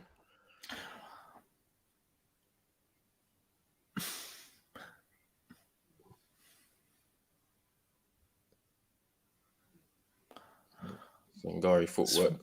Very different, you know. It's very frantic because, you know, you see a lot in kind of Europe. Most of the players play in Europe. Most of them play in the same league, so they've got an understanding. Where here, it's chaotic football, you know. Yeah, but this is the reason why people like Salah and Mane are struggling, because when you take them out of their club size with all that quality and the good level of coaching and tactics behind them, and you drop them into the national side, they're gonna struggle. You know what I mean? So it's one of those. It's the comfort level as well. You know, they're probably playing on some nice carpet and sleeping in nice hotels, and now, you know, hot weather. This is Africa. You know they was there. Like, see some of these men, yeah, some of them ain't been back home in a minute. So as soon as 100, man. you touch down, boy, you're struggling, bro. Especially for you guys out in Europe, like here in Australia, we've got it's similar weather. It's like it's African weather, so it's like normal out here, you know. Yeah, When I go back home, it's like, yo, it's bro. calm, We've been having 40-degree days, bro. Like we're in summer right now, so yeah. See, nah, that's the thing. It's true, you know, because I've done that a bit. You know when you go to when you come back and it's winter time, you go back home, yeah. Hey, the way I'll be wanting to be there, fam. Trust me, I want to be back home still, like, because this weather I can't do it, bro. I can't. Or the cold. I hate cold. I hate rain, bro. I would struggle. I would love to go live in London, but it's the weather, man. Europe, cold over here. It's cold, man. I can't do it, bro. Cold. Not much longer. I'm telling you, fam. Oh man. Wait, what did Drizzy say? Drizzy said this Senegal Egypt playoff will be boring to watch. They're both too defensive. That'd be interesting. Yeah, fair point. I agree with you there. I haven't been too impressed with Senegal as well all tournament. So yeah, they've not been good at all. Kessie got injured because they heard Barca were in for him.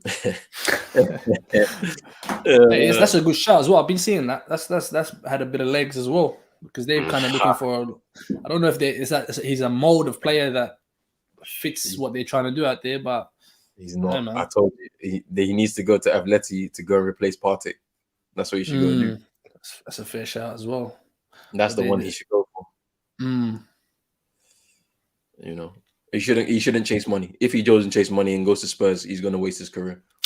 Yeah, that's actually smart because we've seen Alex Song. I think Alex Song had different intentions though. He was after the money when he went to Barca, but yeah. If you're trying to play, Atleti is the move if you're going to do that. Or you probably go to Italy. Oh no, stay in Italy. So I said go to Italy. Stay in Italy. I don't know where. But Juventus, man. Juventus is a shout. I think because Juve are trying to win that because I don't think they're winning this season. So they're kind of building on for next season. I think the Vlahovic move, on a permanent for 75 million in January. That's nuts. So yeah, it's pretty nuts though. It's Haller. I guess in behind him. He struggled today. Haller. Here's Marmouche now on the counter. Yeah, as I said, man, especially that pretty Ajax football. Man is saying, look, I'm trying to give you the ball and you're not showing, bro. And then they lose it. That is funny. Yeah, I think the Egyptian side a bit. Sangare just walked past two men, bro. What? I'll tell you, they got no legs now, bro. It's like, hey, they're finished. Hey, come on, I need a goal. Put on Zaha, man. If you put on Zaha, this game is Danzi's, bro. Pepe, ooh, called up. Goodell, man. Big up, Maisie. Thanks for stopping. Big ups. Come on. Euro players struggle internationally. They're used to having all that talent around them. Yep, that's true. Yeah, Morad was born in Australia. Yeah, they're from Australia, bro. Perth, Australia. Come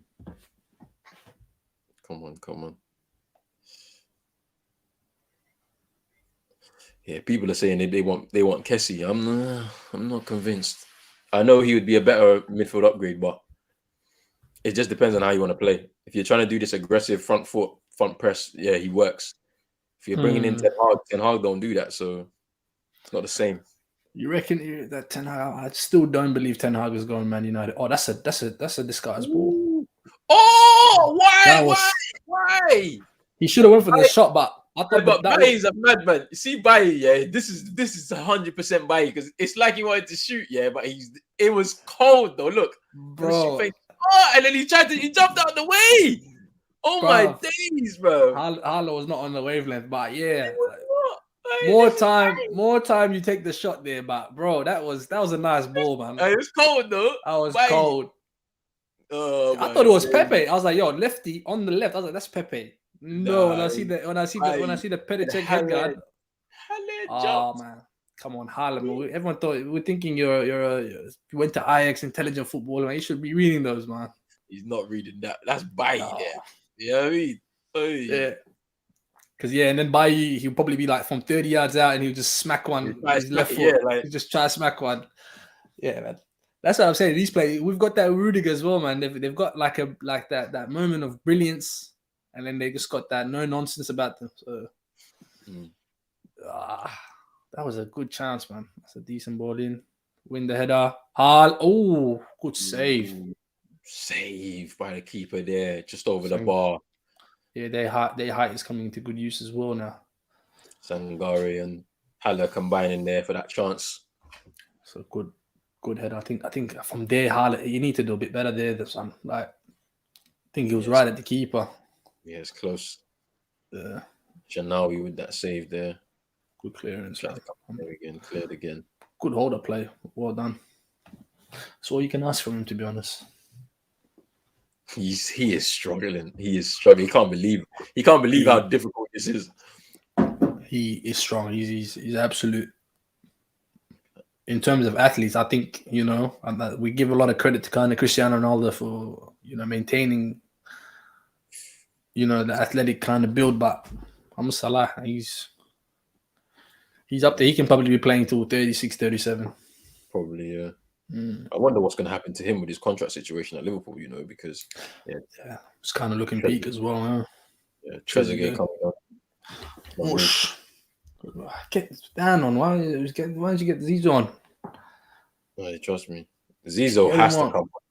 Zizou has to come on. I don't know how they're going to do it, but finally, man. Finally. It's late, 20 minutes to go. It'll be handy, though. If this goes to extra time, it'll be very handy, though. Oh, yeah, you're right. You're right about that.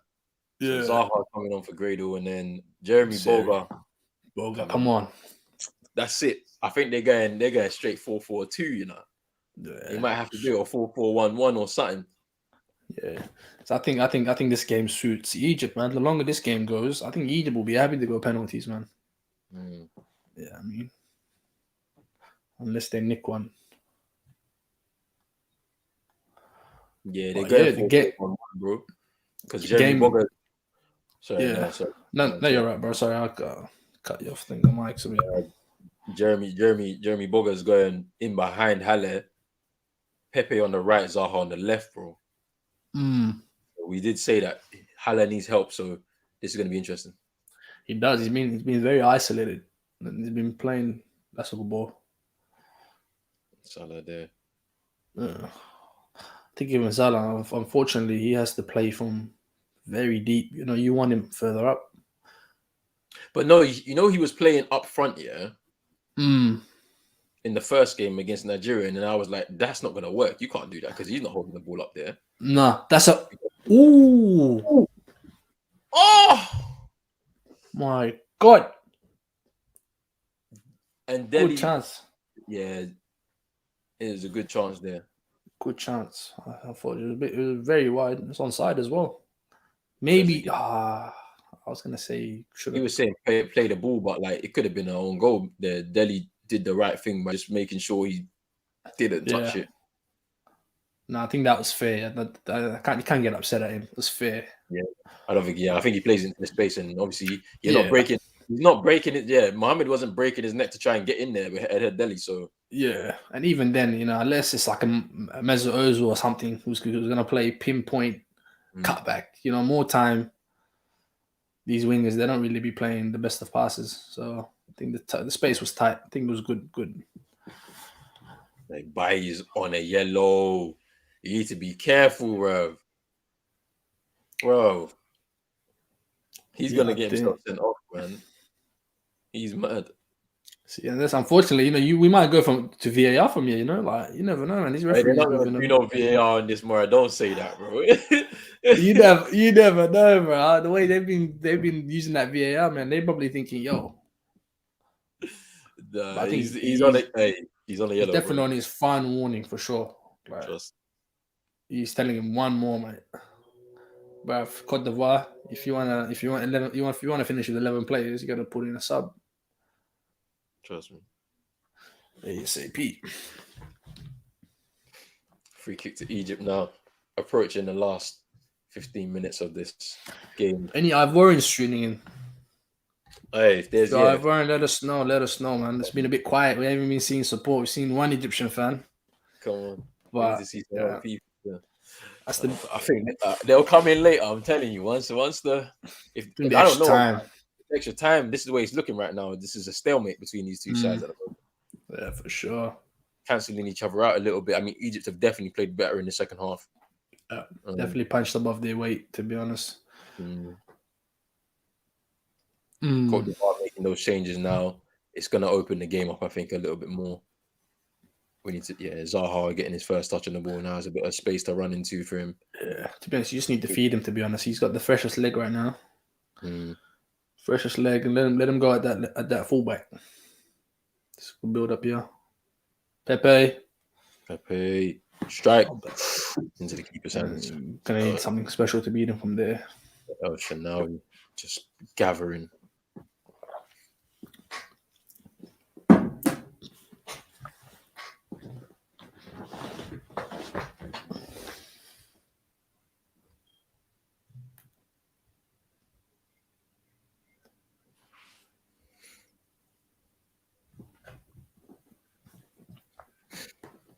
Oh, tired ball there by Salah. I think the Egyptians are very tired. Yeah.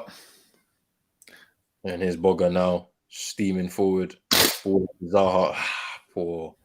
This has to be defeat. But this is the problem with Zaha, man. Bogger, I know he's still a young player. And the thing is, you can't show this stuff. Okay, Egypt's on the break. Ooh. Oh, my God.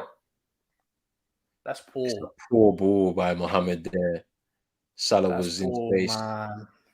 Bailly on his feet, man. Bailly on the cover. Just gets the ball away from him. But that's the problem with Zaha, as I was saying. I think sometimes you can't show off your frustration, especially like that. Like, yes, it was a bad ball. Just do the encouraging thing a little bit. Encourage him, but like give him a clap or something. You know, you're showing the frustration. You've just been on the pitch now for 2 minutes, bro. Like, yeah, but the people be annoyed at him when he tries to cut him through somebody try a trick and then it doesn't come off. Yeah. Yeah, so but he can stun on them, man. He can just tell them, look, I'm on big money. They pay me to do this, you know. Whether it comes off or it doesn't come off, that's none of your business. You know, yeah. Bailly steaming forward. Hey, I like Bailly, man. I love Bailly. Let's see what he can do. Yeah, Pepe now. What can he do? Yeah, so much better from Ivory Coast, but still, man. Bit patient, but they're steaming forward though. It's high line and everything. In Serie D, Halle. Nah. Nope. Whoa. my series kicking off because I keep saying. I just have off, to be honest. I don't even use Siri. Yeah. Good challenge. Serie D. Ooh. But this is a ball. I'm Salah chasing it. What's Bailly doing? Bailly doing? Hey, Bailly is a cold defender. Bailly's cold, man. I don't know why it's not working out for him at Man United, but I have no idea. He's playing all the games in this tournament so far. I believe. I think he maybe didn't play the first game. The composure, man. He played the first game but didn't play the second one or something like that. But he's just too cold. I think Bogger's come on. Ooh, he's driving a bit. I like that. She should have come on a bit earlier as well. Yeah, trust me. He's a bit more direct, man. The other three, they just sat back. But the dynamic of the game has changed since those substitutions. You can see the intent. Yeah. The Egyptian players are very tired. Carlos Queiroz needs to make changes and quickly. Otherwise, they could lose this game late on. For sure. You don't want to be honest, I'd rather know I'm losing it now than 88th or 89th minute or in stoppage time. You know what I mean? But yeah, as you can see, their players are pulling up. Cramps and just put them on, man. I think Queiroz was also worried about the quality on the bench too. To be honest, fair point, yeah. Because they may be not the players that he may want to or think can change the game in their favor. So. Definitely, you can see the physio saying immediately. Ooh. Must have been some sort of maybe a MCL or something. Yeah, Fatty is gonna have to come off now. He's up though, and walking, but I don't think he's going to be able to continue. Well, who's coming on? See, Zaha, what are you kicking up a What's fuss? he doing? What is he doing?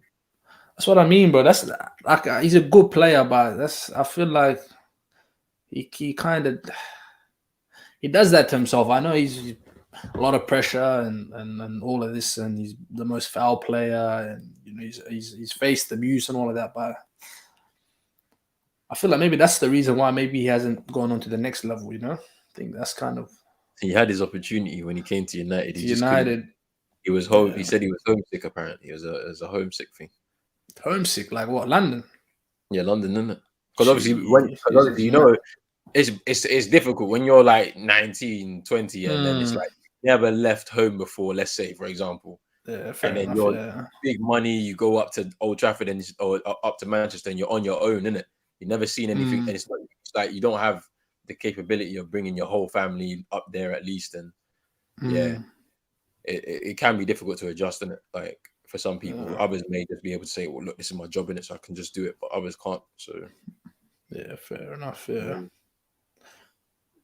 But he's been able to make a decent career, and obviously Palace priced him out of a move when he was on fire at a certain point in time. Yeah, it was called. But as much as the players, as much as the club price, yeah, I feel like it's the player's decision at the end of the day. He took the money, he signed the contract, and the same thing we're seeing with Harry Kane as well. People saying, "Oh, I feel sorry for Harry Kane." He done it to himself. He signed a death row deal. Like, that's a death row deal. Like 6 years on that money. Like you can't complain. Like you know, outside looking in, people say, "I feel sorry for him." He's taking 220 something bags a week, bro. Like I don't worry about that. I don't worry about. I'm not. I don't feel sorry for that guy. You want to know why? His brother is his agent. His only client is Harry Kane. I think he sacked him. I think then they have like a falling out or something. Oh, did they? That's crazy. Yeah, he sacked him and he's got a better agent, but it's too late, man. Like you've been late, priced out. But as I said, I don't blame the clubs always. People say the club did this and did that, bro. You had opportunities to leave. I think for the Spurs situation, if you know that Daniel Levy is like signing the deal with the devil, bro. Like 100, bro. You know what I'm saying? Like so you knew. And so if you decided to sign that deal, that's your own problem. I feel like players are a lot smarter now, most of them anyway. They run down their deals. They don't sign these crazy deals that these clubs are offering and whatnot because they know they can have control of their career. Oh, bodies down. Oh shit, bro! Now you got a bump on the head. It probably won't be fun headering in that. Yeah, but did he take it off or did it come off of this? No, I think he took it off. He's headed the ball, but it's hit him on the back of the head. Ooh. Yeah. See, he's headed the ball. Okay, again, yeah. Bro, there you go. It's hit him right. That's the worst place to head a ball as well. But I think it's good anyway because he needs to come off because that yellow card. Yeah, yellow card is true. It's pending, so. But it looks like he's fine. He's going to continue, but he's probably got a massive headache. Yeah. Guys, it looks like we're going to go into extra time, you know. Yeah, Fatty's come off. Zizou's on. Finally, Zizou makes his appearance. Been waiting for this. To be fair, not a bad time to come on as well. You know. Trezeguet's moved into midfield while Zizou takes that wide left spot. I think they might be going 4-5-1. Just everyone sit back and. Egypt are very tired, so we'll see what they can do, to be honest. But Sengaro's on the ball. Place the bug out. Oh, good idea. Good idea, man. Oof, that's a good, excellent ball. Zaha. Great save. Oof. Great save by the keeper. Double save just to get the ball away. Yeah, they don't want to play extra time. Côte d'Ivoire, they're on the attack again. Egypt are very good. Good link up, man. That Zaha double sub. It's definitely done them wonders for sure. Perfect. Poor ball by Sangare. Oh, keeper's out. I'm Oh, lucky. wow. Keeper's asking for a sub. He's like, nah, I don't need treatment. He's gone. What is that? It must have been his hamstring, or has to be his hamstring. What's gone? Because I don't get it. I think the save, he might have overextended or something, or slipped, or extending his foot. He must have done his hamstring or something. Yeah. Jizzy saying yeah, it's his hamstring. Yeah, it's done. Yeah, anyways. Anyway, yeah, it's with the save. You can see here. You see the replay. Let's have a look at this on the replays. It's a good ball there. Ooh. Oh, his foot got caught in the turf, you know. Oh, yes. You see it? Yeah. His hamstring is his hamstring. I would have. Oh. His foot got caught in the turf there, man. Jeez. That's why the way he's fallen, I think he's done it while he was coming up. So his foot is kind of like it was dead leg. Yeah. Sad to see, man. That's another keeper as well. Jeez. Lost the keeper to a concussion and a red card yesterday. Bro, that's a madness as well. Yeah. And I think he's comfortably their best keeper as well. I'm not sure how good the backup is, but Santi saying that you hear this homesick thing from time to time. Yeah, Manchester and London, they're about 4 hours apart. But it's one of those. I think it can happen in it from time to time. People are just like not used to living by themselves and whatnot with other people. It's a new environment. You're going to, there's a huge pressure on your shoulders. Sir Alex Ferguson's last signing as well. It's a lot.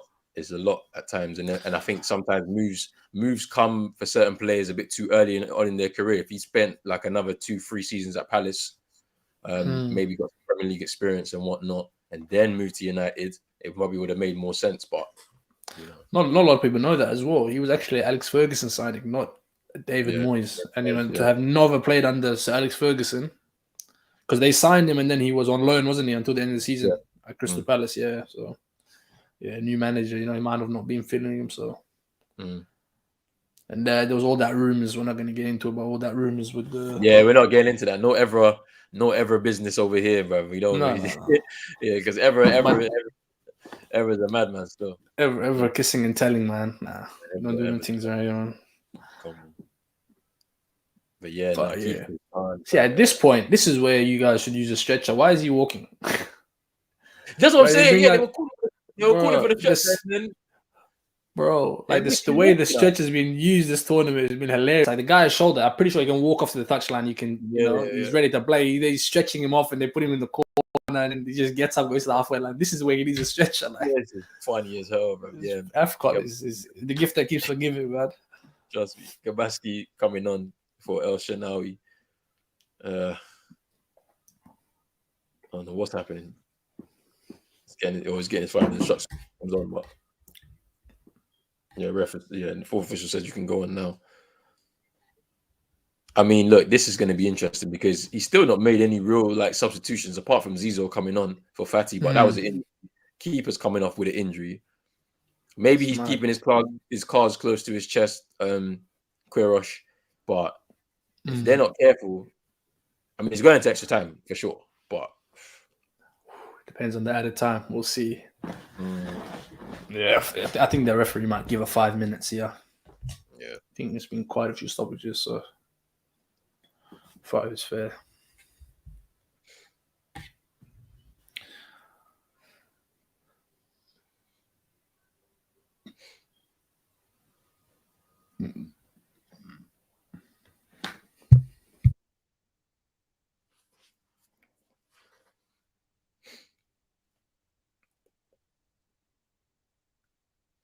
And they've come across. Now for Egypt, you can't afford to do anything silly right now. Yeah. Just maybe even absorb the pressure, man. I think too many of the players are too high. The midfield is kind of a bit too open. Yeah, this is a lot better now. Just be a bit compact because, to be honest, if you're not going to concede, what's another half an hour? It's fine. True. Thing is, they don't even have the legs. Even if I don't think they've got the legs to be they able got the to. legs, but the way they're playing isn't giving off signs that they want to go after the game themselves. Because, But you can see it. You can see it. Big up W London W4. Hope you're well, my guy. How's the game so far? Yeah, no, the game's first half, I think, fairly even. Both sides had chances each. I think Egypt maybe had the better of them.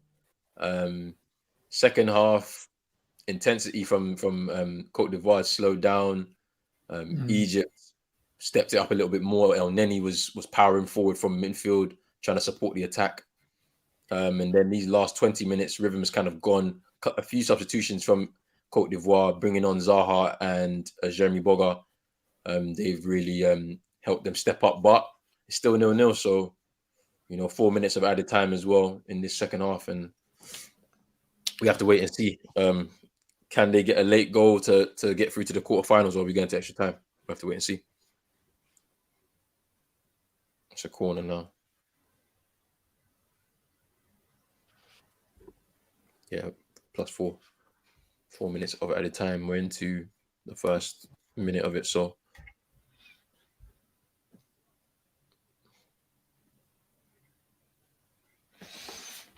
Good clearance. Just anywhere will do for now. Another corner. Come on, Zaha. Pepe, step up. Come on. They can. Much better delivery. That's a good delivery. Good hands by the keeper. Ooh. Good hands by the keeper.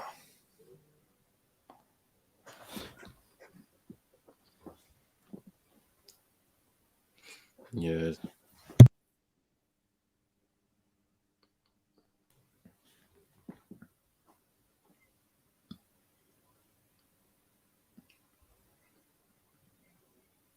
Could this be one of them keeper substitutions that wins them a game on penalties, bro? You never know. You could be a shootout specialist. Maybe, yes. Never know. Maybe the keeper's faking an injury. He knows what he's doing. Yeah. You never know. Nah, it looks serious, to be honest. Yeah. But yeah, as usual with the yellow. It looked a bit harsh, though. Let's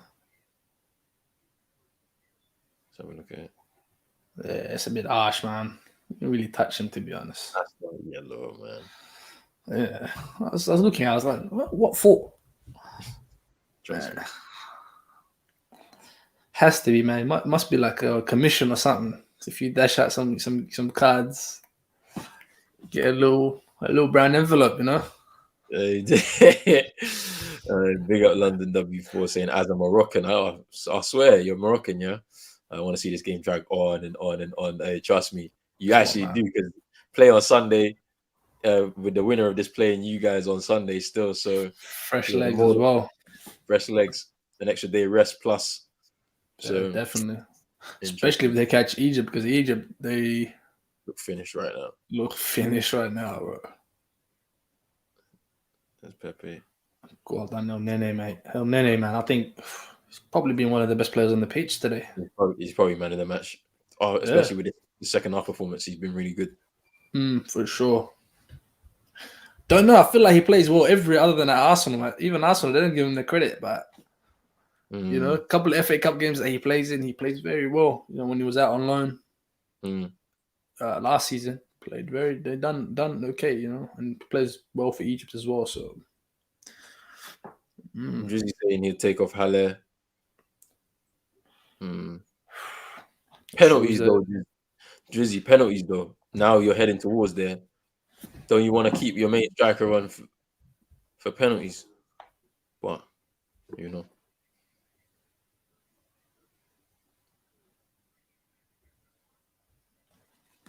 Zaha now.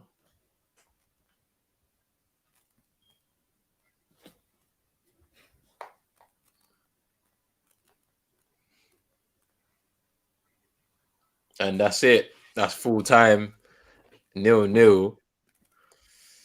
And guys, we're going into extra time. Hey, it could be anything right now. it could be anything right now. Full time. I mean, no goals to tell you about at all because it is 0-0. A better start to the second half for Egypt, and then towards the end, Ivory Coast come back into it with those two changes. And yeah, like this is where we are right now. It's the time to come out for 30 minutes. I'd say hot take. I think if Egypt gets to the penalties, I think they might do it. Don't know. Somebody's giving. I'm swaying towards Egypt in the penalties, but I think Ivory Coast, if they want to win this, they have to win it now in extra time. Win it in extra time, score a goal early first half, and then shut up shop. All right, so Drizzy, the bench here for anyone else who can come on. Kwame, Cisse, Bolly, Maiga, Maxwell Cornet, Kouassi, Kosanu, Ira is a goalkeeper, and Cannon, who looks like a defender. I don't know who comes on. Maybe Bolly won't come on. Bolly for Bayi. Yeah. I don't know. Depends. It depends on who. They might persist with Bayi. Maybe he's had a very good game as well. To be fair, Kouassi could come on as well. He could. I don't know though. What about Casono? You reckon he comes on? I don't know. Let me just see. In midfield, they might need extra body there, son. I don't think they'll bring him. I don't think they'll bring him on. I just think the changes they've made, I think they'll score in this extra time. I think because they look like they were getting closer. Yeah. In that second half towards the end, to be fair. So yeah, I think that the changes they've made made them at the right time. They should be able to take the game to them in this extra time period and get through the 30 minutes and potentially get through to the quarterfinal and face Morocco, Côte d'Ivoire. At the end of the day, it's a big opportunity for both of these sides because, like, I think this side of the draw is difficult because you could potentially face the hosts in Cameroon, and then you already know 12th man, the team's at home, the expectations there, pressure. Can you be the team? Can you be the team to take them out of the tournament? Yeah. You know what I mean? It's one of those. Who would you say has been your player of the tournament so far, or who has impressed you? It can be multiple players. Moses Simon for Nigeria was really good. Yeah. But obviously they went out. Hakimi's played really well in Morocco. Yeah, he's definitely improved from the first couple of games. I think the last 2 games he's been superb. So yeah, Mhango for Malawi played really well in the games I've watched him. Yep. Mama Balde for Guinea-Bissau, he was really good. Yep. Issa Kabore and Gustavo and Sangare for Burkina Faso, 2 good players that I've seen as well.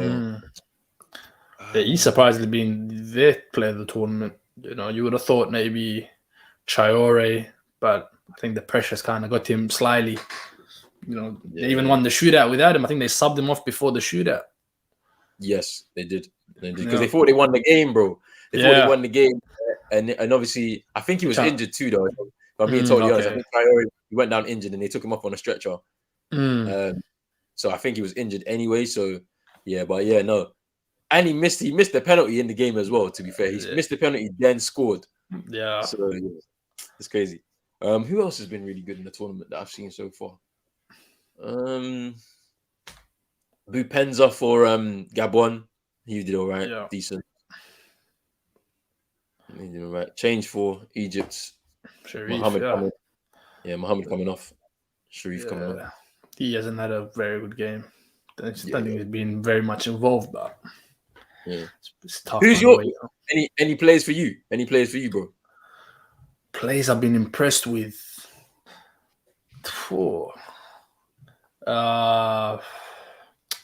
What's my man's name?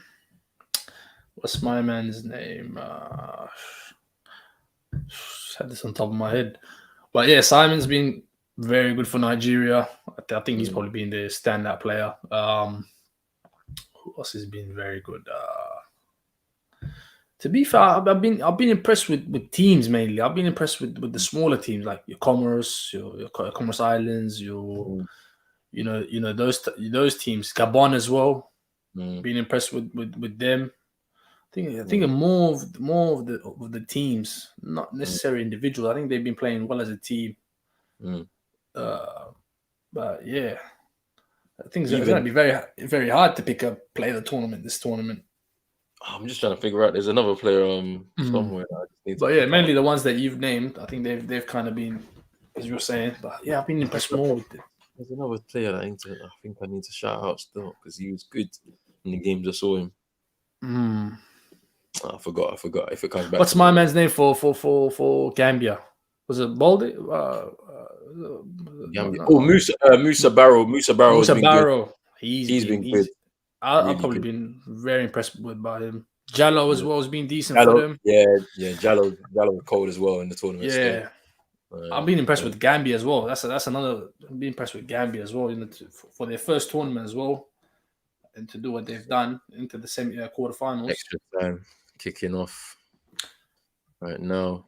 Can we get a winner in extra time? Yeah, it's a fast start from Thingy. Sharif fresh legs.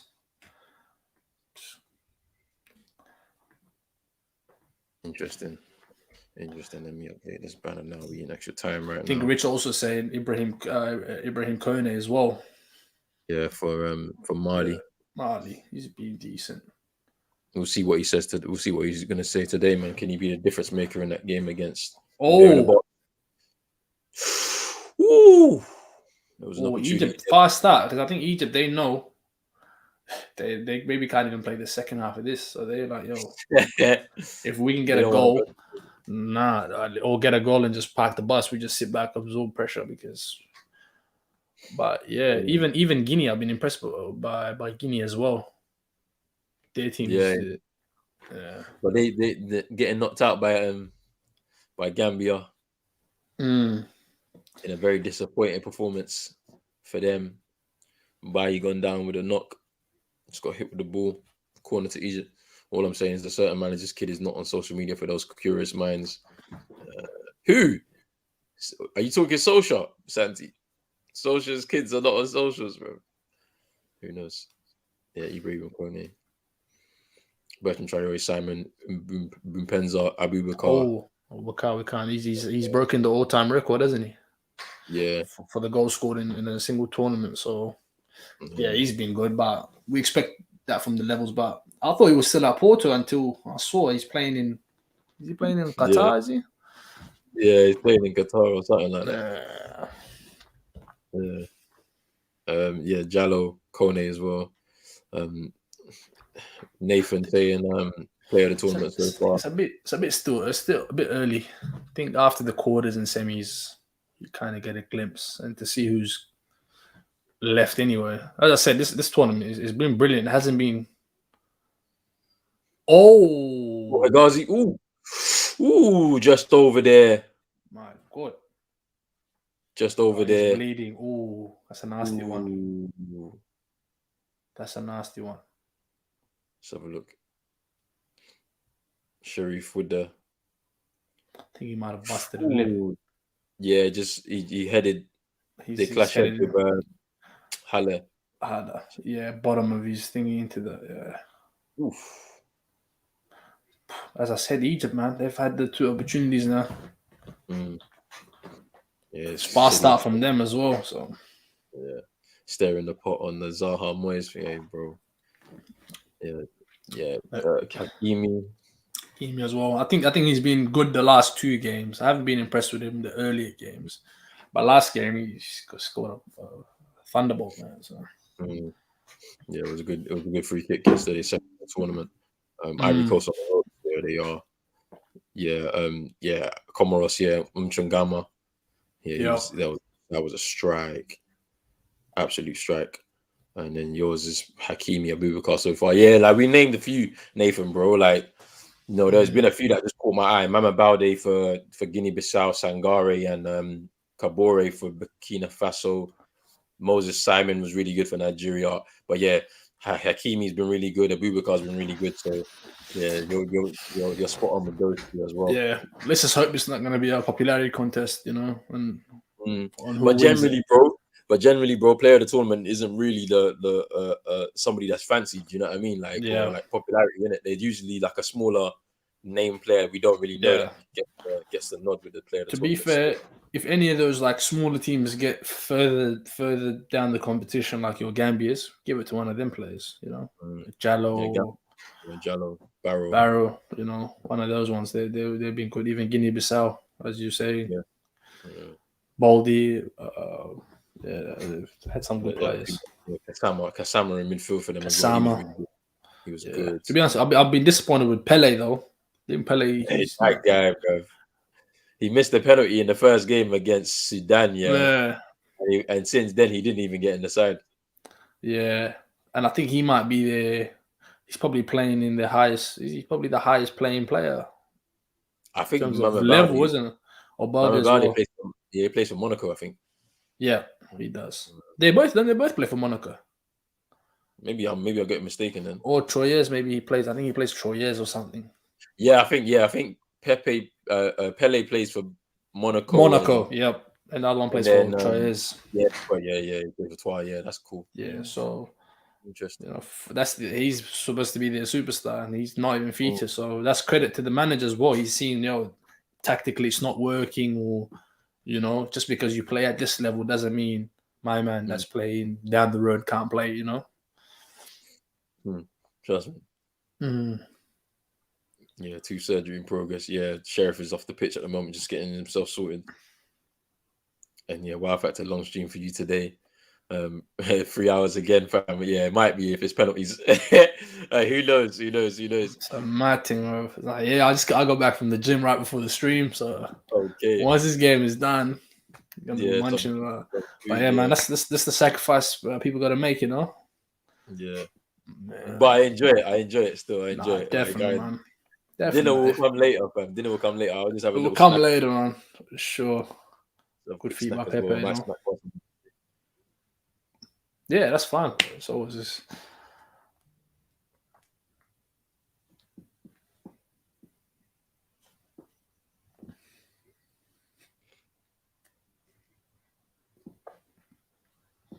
Yeah, Sheriff has come back on. Good to see.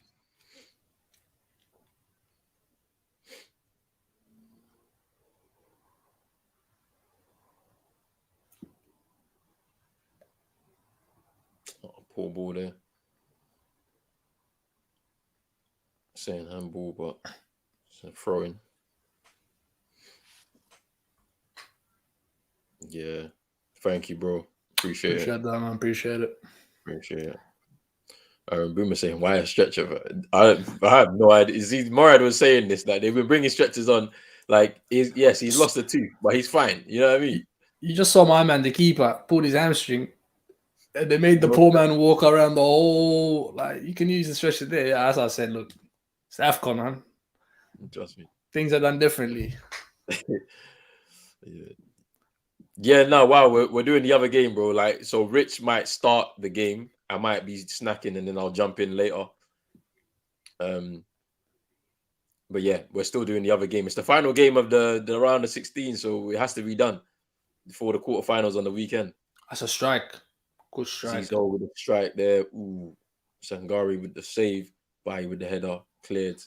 Credit to Egypt, though. Like, we thought they had dead legs, but they've actually, this first period of the second half, the extra time. Second win, didn't it? They've definitely taken the game to Ivory Coast. And why not, man? I think Ivory Coast today have been poor. Like, we're going to be honest, they've been very poor. So why not go for them, They're probably tipped heavy favorites, Everyone thought maybe this will be a blowout kind of. Yeah. 2-3-0, but. Mo Salah not understanding what's going on. Conan was fouled there. Sangari just took the free kick. There's Aurier. Back to Bayi. Yeah, hard not to say Abubakar, but big time matches coming up. Yeah, this is the moments where you're looking at Abubakar. Can he make the difference against people like Gambia and a semi-final potentially against Morocco or one of these two sides here. Yeah, anyway, he's in his prime, guys. He's 22, man. He should be able to. Yeah, I saw that, bro. It was funny. Man. Some of the reporters like too funny. Man. Lazy journalism, man. That's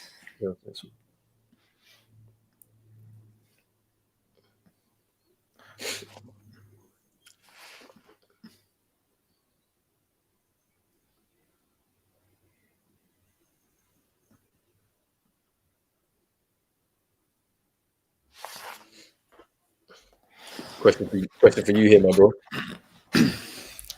This goes to depends. Change your minds. It depends. Yeah, I said I'm favoring Egypt because I feel like you never know. Pens are pens, but I don't know. I just feel like the team that like just history kind of tells you about it. Like we've seen games where the dominant teams, they don't take their chances during the game to win the game, and then you get to penalties, you get beat. Chelsea in the Bayern Munich final, we beat them in the final. Yeah, so even Man United versus Chelsea, I think we played better than you guys with 10 men or 8 final. I know you did not, bro. We played for 10 man. We played very well. We should have won that game. Like to be fair, but I had a feeling. I was like, yo, if this goes to penalty, these men will probably win. That was a nasty one. That was a bad tackle there. But I feel like we played better than these. But I don't know. We'll see. I think I'm favoring Egypt. We was better than you, man. Still, we were better than you, man. I don't know, man. Let the comment section beg to differ, man. I think, hey, man. So my Chelsea fans, come on, man, rise up. Oh, that was bad. Oh, that is nasty, man. Oh, that can. He might be out. I don't know if he's gonna get sent off for that. Is he gonna go to VAR? I don't know. No. He won't get. If he gets sent off for that, that's ridiculous. Yeah, he landed on his face there, Zaha. That's a nasty one. Wasn't a great tackle.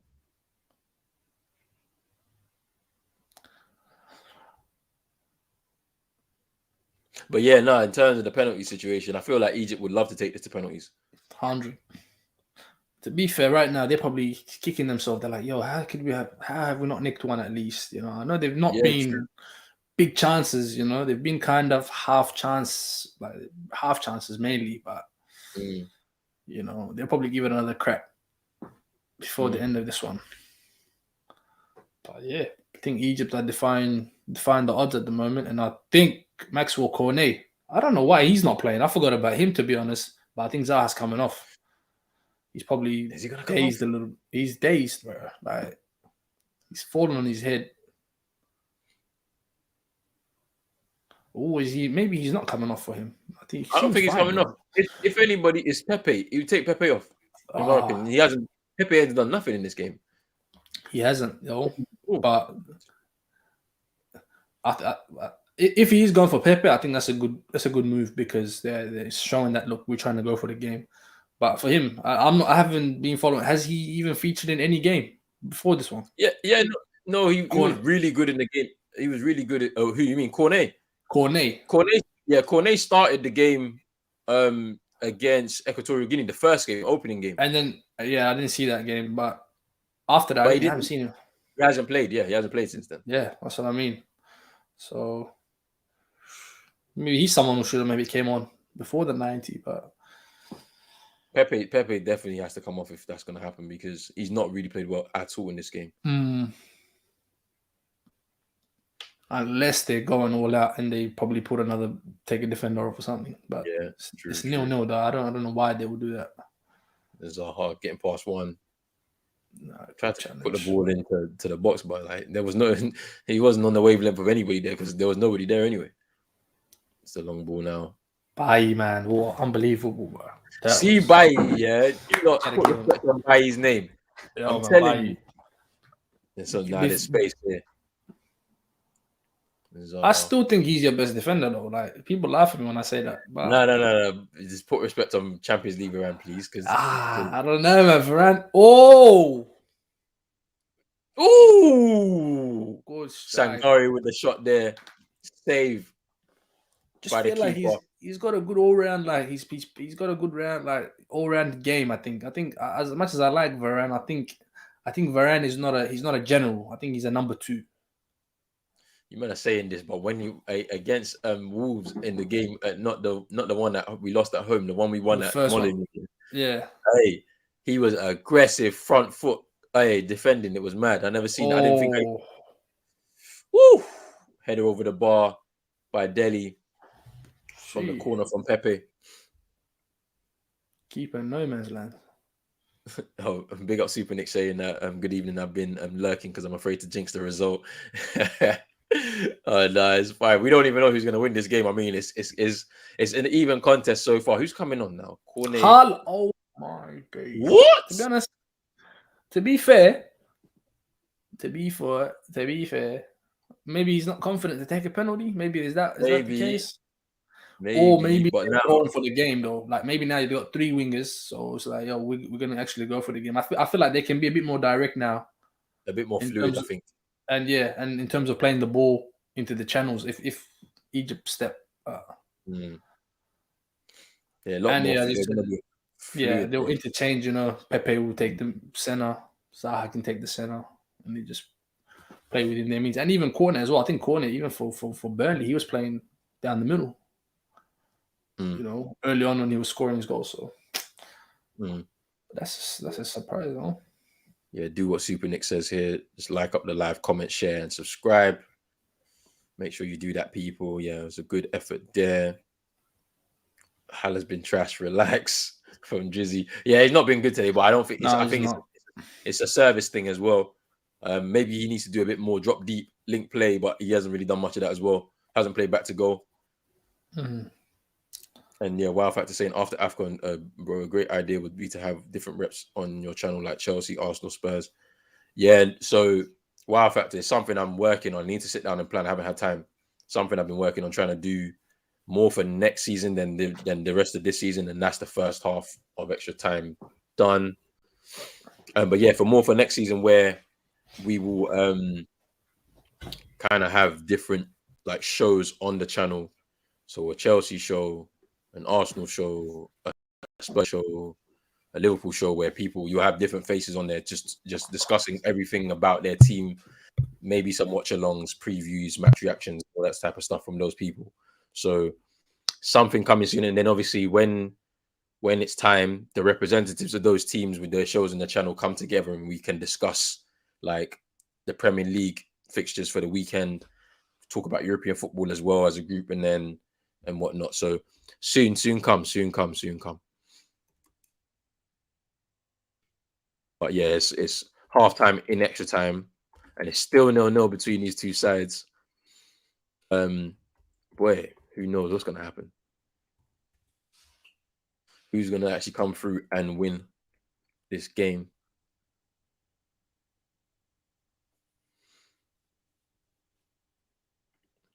Santi asking who benefits more from extra time or pens. Probably Egypt, you know. Mara, you're on mute, you know. Mute, you know.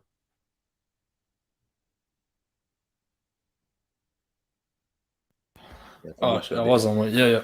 No, but yeah, I was saying Egypt definitely benefit from the extra time and the penalties, because they probably didn't even think they'll get. No one thought they'll probably get this far.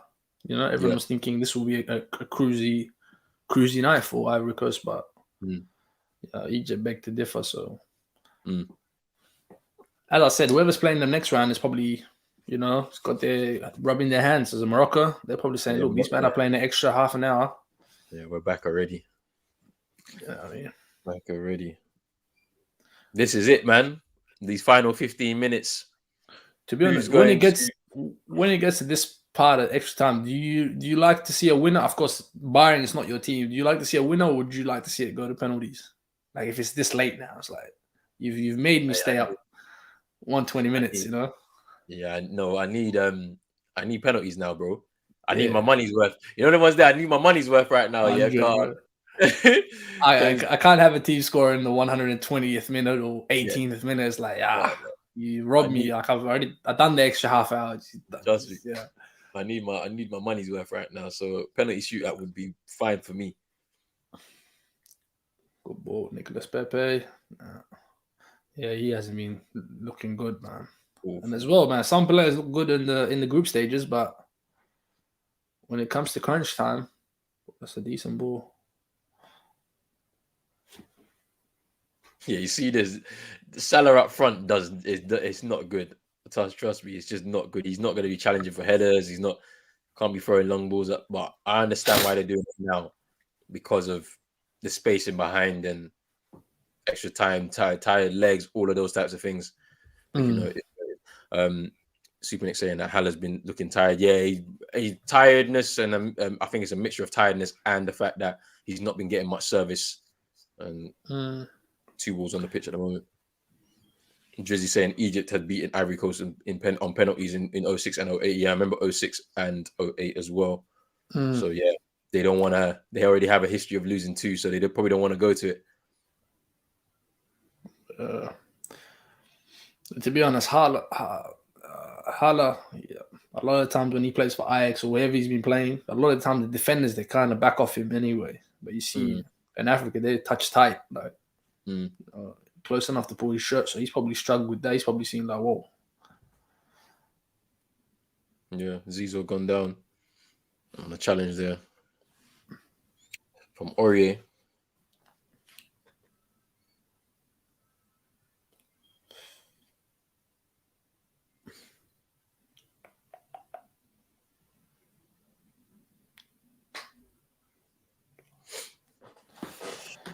Hey, this is it, man. Like, who's going to either win this game, or is this going to go all the way to penalties? Yeah, as I said, I've seen enough. Hopefully, it goes to penalties. I don't want to see someone score now. Although it would be nice, hopefully it's a good goal, but too much on the ball there. Unless it's like a rocket or something, or bicycle kick, but I'm not trying to see it right now, to be fair. It needs to be a bit better, man. I think both sides are going to be happy with, not happy, but they'll to still be in it at this point now, to go to penalties, and then it's just, we'll see. Yeah, I feel like even Ivory Coast, I don't think Ivory Coast can say they deserve to win. Yeah, during normal time or during. How does that remote? It's one of those things where it's like it just doesn't even seem like they have the rhythm today. Like they've just not been at it for whatever reason. It's not come together. Yeah, I think maybe the starting personnel, maybe Zaha should have started the game. I think so too.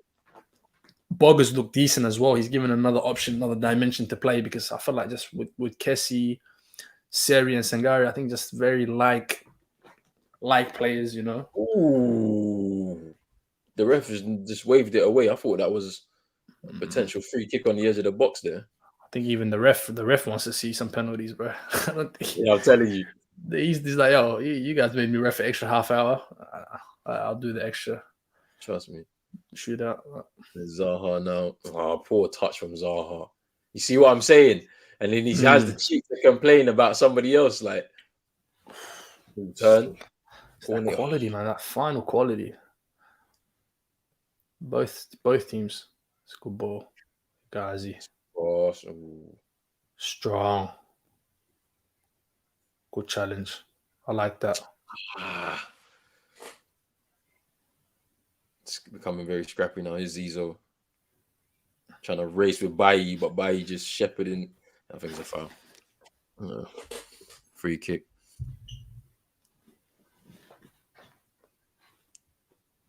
I agree. You must know bad talks just bans. Everyone talks bad. But there are some people out there with respect to all clubs, non-hooligans who have passion to win with. That's funny. We're not over here. Like, yeah, trust me. The way it's going to be is everyone's going to have a balanced conversation about football, man. Like, of course, everybody loves their teams and whatnot, but Mm. You need to have balanced conversation. Yeah, that's why this space is good, man. Especially if people that are, you know, as much as we like our clubs, you know, we love football in general. You know, we watch. You know, I'd watch Man United. Someone would watch Arsenal, Liverpool. So it's, you know, Who is this? Someone's Tariq's laptop. You know, Côte d'Ivoire going home. hey man, that might be This, Tariq's burner account, man. this is definitely Tariq's burner account. Hey man, that's Tariq's burner, man. Come on, Tariq, where you been? Where's my man been, man? Where have you been at, bro? He's been missing, man. What's going on? Okay, that is funny. Whoever this person is, you're tapped. Tariq's laptop. Man. Hey man, Tariq, man, show your face. That's funny. That is funny. Simon Deli booked there for the challenge on Salah. It's a hand in the forearm to the back of his head.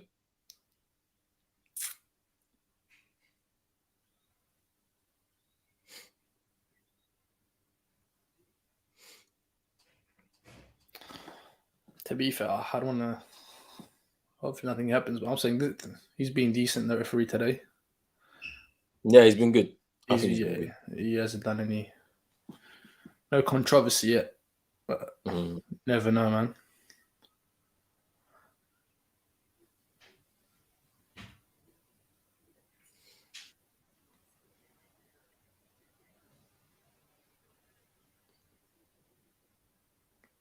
He's crossing it to no one, man. Salah, what a ball.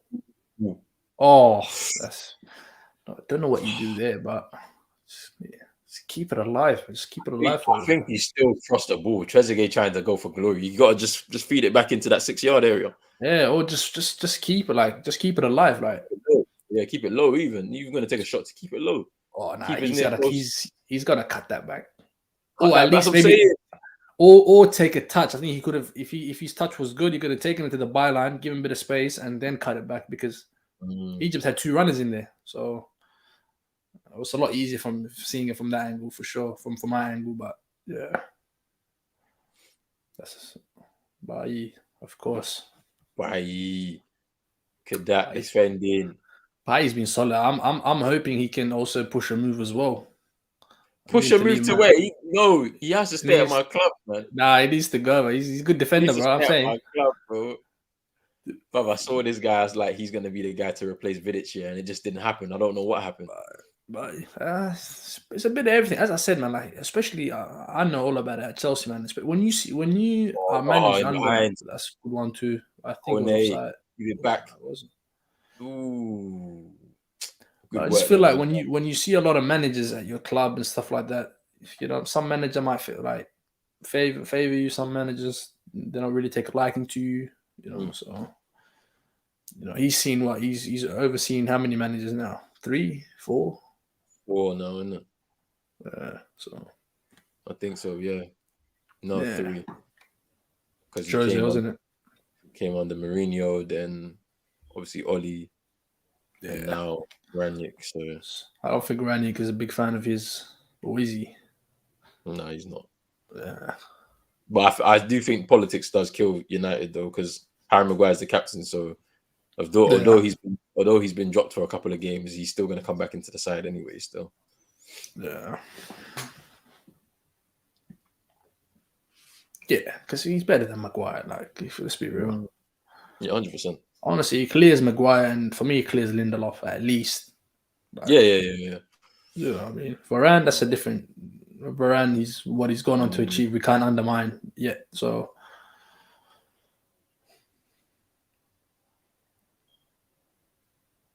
Ooh.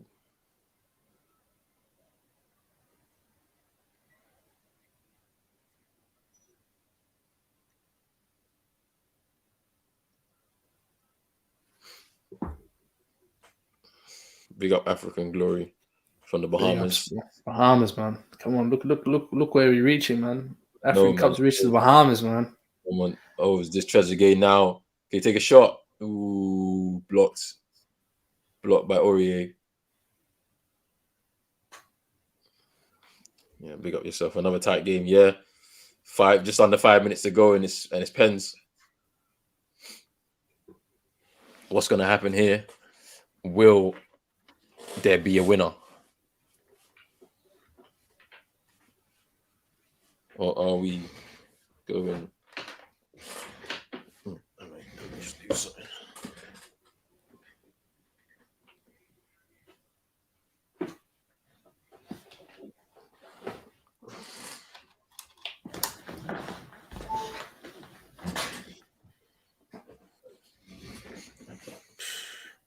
Trezeguet, poor ball there, cleared away by Seri Da.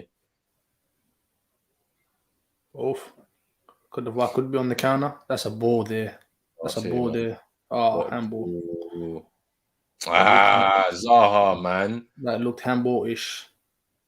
It's a free kick. This is his problem. This is what, like, he didn't need to kick up a storm here. What was the point in doing this, man? Bruh, I beg you, Zaha. I know you're. Hey, chill, man. Hegazi, if Hegazi gets hands onto you, it's not going to be good for you, bro. To Zaha. I don't think Hegazi should get yellow, though. It's like, yeah, you're disappointed. You miscontrolled the ball. Like, you can't go after the player for that. Like, that's a ball from Bogger, though. Hey, the Ivorians are like, hey, London boy, calm down, bro. That is so funny, bro. That is too funny. Let's have a look at what actually. So that was just a shit. Like, well, I don't know why he did that. Him and Trezeguet. Look how big Hegazi is, bro. Bro, if he puts hands on you, fool. Hegazi was watching the ball. He even kicked Trezeguet in the face. He was on the ground, bro. Yeah. Too funny. Yeah, it's all kicking off. He always does that, and the yellow card. Zaha's the new Pepe. Don't know how that works, but who would you say is the better at the two, though, for comparing? Probably Pepe. Who would you have? You think Pepe is the better out of the two? I think so. You know, just like let's just discount what you've seen at Arsenal, innit?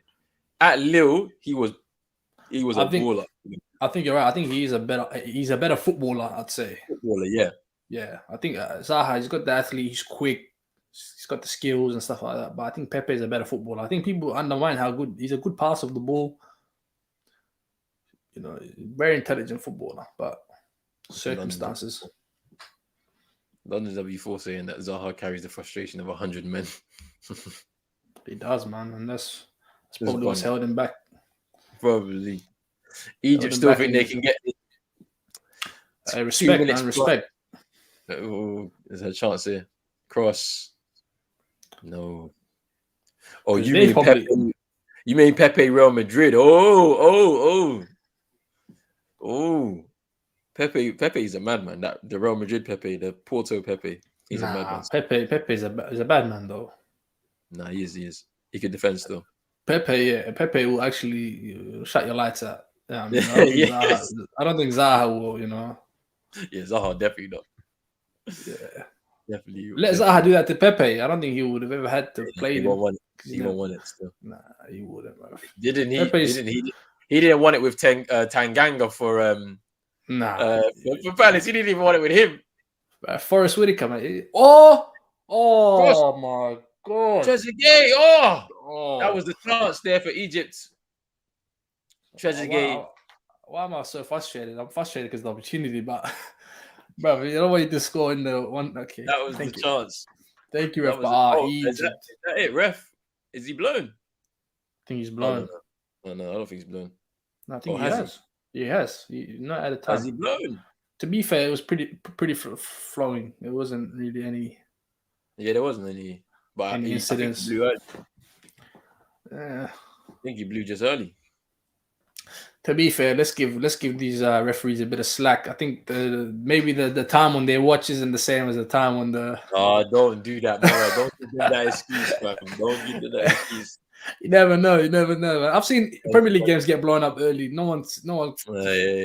I've seen games get blown out 40, 44, 56. You know, it's like 4 seconds. Man. It's like, Just cut him some slack. Drizzy's saying he's not watching. Drizzy has to be Ivorian. He's got Leon as well. It's so funny. Why? It's funny. He's just saying he does not want to watch. It's funny. That was a chance, more drama. They time wasting. They want pens. Yeah, pens. May the best team win. Yeah.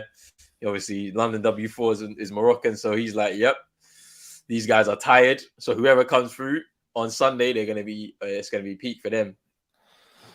For sure. What do you think is the best tactics for penalties? Do you make your best penalty takers go first, or are you kind of the hero ball, let them go second or I need the best penalty taker to go first, because you need to set down the marker.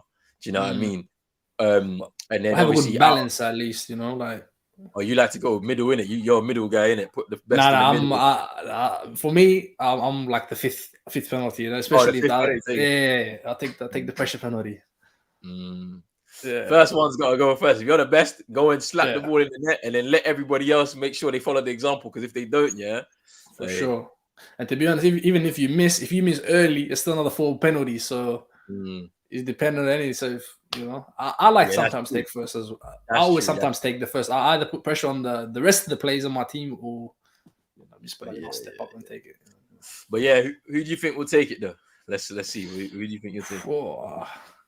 To be fair, the Ivory Coast team, I'm looking at their best players necessarily. They don't strike me as penalty takers. The likes of Yozaha, you know, the likes of Pepe, Cornet. They don't strike me as confident penalty takers, or do they even take penalties for their clubs? You know what I mean? And at what rate as well? On the other hand, Mohamed Salah, I think he will take away a penalty. Yeah. El Nene, I'm confident he'll take away a penalty. So I got to edge it slightly to Egypt. I can't lie. But you never know. You could surprise me. You got a Bayi might binge one. Bayi will slap one in the net, and you know he's gonna binge one, and then probably like someone like the Sangari might binge one, or Serge Aurier might binge one. So you never know, and it depends. As I said, is Zaha gonna take the first penalty if he goes first? You know. And you know what it is, obviously the keeper's changing keeper as well. As I told you, he might be a penalty specialist. You never know. For Egypt, so who knows? Drizzy saying he's not watching because the Ivorian record is bad against Egypt from penalty spot. Morad, the glory boy. Egypt might win because of penalty taking. I'm betting Zaha will miss a penalty, and Aaron Boomer saying he's a third penalty taker. Power in the middle. Hey, it's a big moment right now. One of these sides is going home, and the other side is going to be taking a quarterfinal place, facing Morocco on Sunday, so who knows what's going to happen. But we're very close to penalties right now. You say Zaha is the pen taker. Does he take penalties for Crystal Palace? I don't know. I'm sure he does, but the thing is, they don't get enough penalties for like I don't remember too often that he takes penalties. I remember isn't Milivojevic take the penalties? He does. Crystal Palace, and then even before that, I remember Mile Jedinak was taking penalties. So. Nah, I don't think so. And there goes my guy Adebayo. Has he won that? He hasn't won Afcon now. He definitely is not. He's not for Togo anyway. He's gone to a World Cup. Though. That's impressive. Yeah. Though, so he's gone to a World Cup still. Yeah.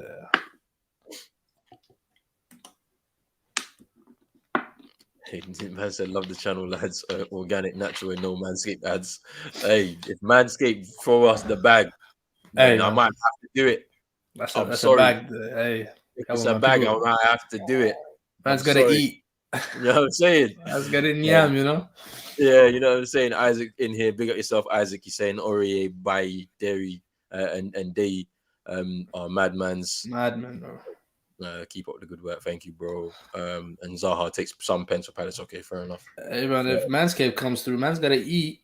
And he's going to give you guys some discount codes as well. So there'll be discount in it. So if you need, come on, it's essentials, man. This is pretty much it's supposed to be the hygiene. We recommend hygiene is essential over here. Essential out here, man. Like we don't be playing that with hygiene, man. So come on, man. But yeah, this is going to be interesting now. Penalty shootout. Who is going to be the hero? This guy looks stressed for Ivory Coast. He's taking off. They showed him early on. Uncle is stressed. He's taking off the Stressed. costume off his head, bruv, and he's like, "Hey, penalty shootout. No more dancing right now." Pretty sure I seen him banging on some drums, bro. He's like, yo, allow the drums, bro. Just chuck him No aside. He's like, yo, let me sit down here, bro. Because he probably thought, yo, this will be wrapped up by half time, bro. He's like, yo, half time, yeah. 2-0. Yeah. Like, yeah, man, fair play to Egypt, bro. To be honest, to be fair, on the cuff of things, they've been the better side. Yeah, I think so. Yeah, you're right. They've been the better side. So, especially in extra time period, they had the better chances. To be honest with you, they should have tucked him away. A couple of them, Trezeguet, Sheriff, over the bar as well. Yeah, so it's going to be interesting. It's going to be interesting to see what happens now. Let's see who is going to do what. But we are on our way to the penalty shootouts right now. Referee just giving the instructions to the keepers. The keepers are, sharing a bit of camaraderie right now. do you think it goes past 5 penalties or each, or what do you reckon? It's going to be done in 5. I think it might go past 5. We'll go sudden death, I think. But I think before then we'll have a miss each. I think we'll have a miss each on either side, and we go into sudden death, and then somebody wins it there. That's potentially fair, yeah. Because I think even in your top 5, there's going to be one person in there that will crack under the pressure. I can't see 5 perfect. I can't see 5 perfect penalties from either one of these sides, honestly. Especially the men that stutter and they don't look confident. They just stutter around and stuff like that. You just don't buy it from them. It doesn't look like Abu Bakar's penalty. He's bang. Pepe, okay. Pepe to make the first one, and we are now into the penalty shootout right now. To be fair, I think the last time I seen him take a penalty, he missed for Arsenal. I don't know. That's the only thing about him. He's like, you see his face. He doesn't give me confidence, It's Pepe right now. But let's see. Maybe. And like Peps. Pepe. And he scores. He shushed me up as well, man. That was for me, right? That was for me, man. He was like, yo. Hey. I'm taking. I don't want any spoilers from the comments in it, so I'm taking them off, and I'm just gonna let's watch this in a bit of peace, man. Yeah, so some of these, man, I saw someone say, yo, a miss, and that was like a minute before I was like, yo. Yeah, Yo, big ups your internet, guys. Innit? Zizo to take this first penalty for Egypt. Looks like he's gonna leather it, bro. Yeah, you can see already, bro. Laces, come on. Let's see. So you're gonna do? Stutter. Gonna try and hit it. Oh, what a penalty there by Zizo, and Zizo scores. You can see the smile on his face, bro. The way he ran up, we just knew about side foot, bro. As well, confident. Ooh. What a penalty by Zizo. Oof. No chance for the keeper. No chance. He went the right way, but he's like that. No chance at all. What a penalty. To be honest, I wish they started the penalty in that angle as well. The angle like right behind him. Behind him, yeah. Behind him, just going like direct into the keeper. Sangare now for Côte d'Ivoire. Let's see. What type of penalty is that? He takes good welcome. Good penalty. Good penalty there. Side netting. Easy money.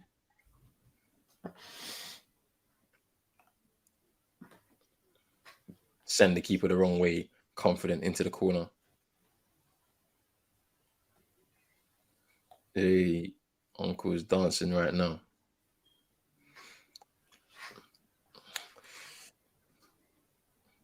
Sulaya to step up for Egypt right now.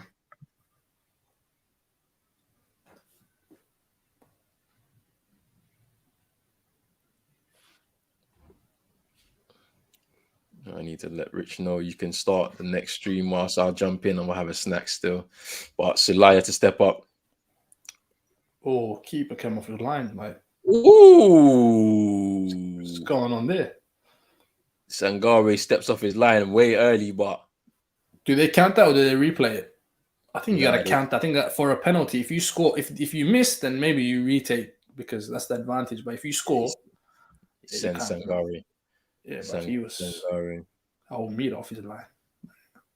Sangari just getting sent the wrong way.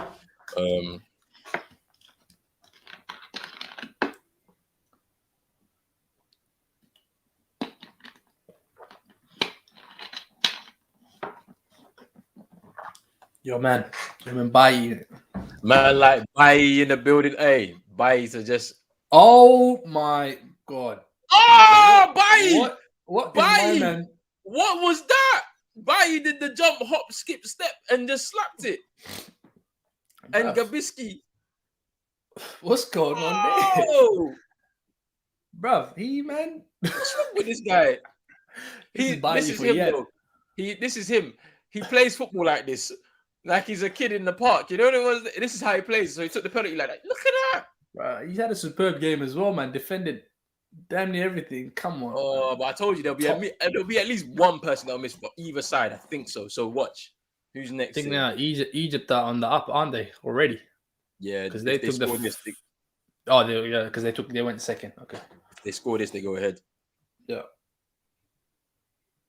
Yeah, bro. That one there, we're expecting laces from Bayi. And he absolutely flopped that one.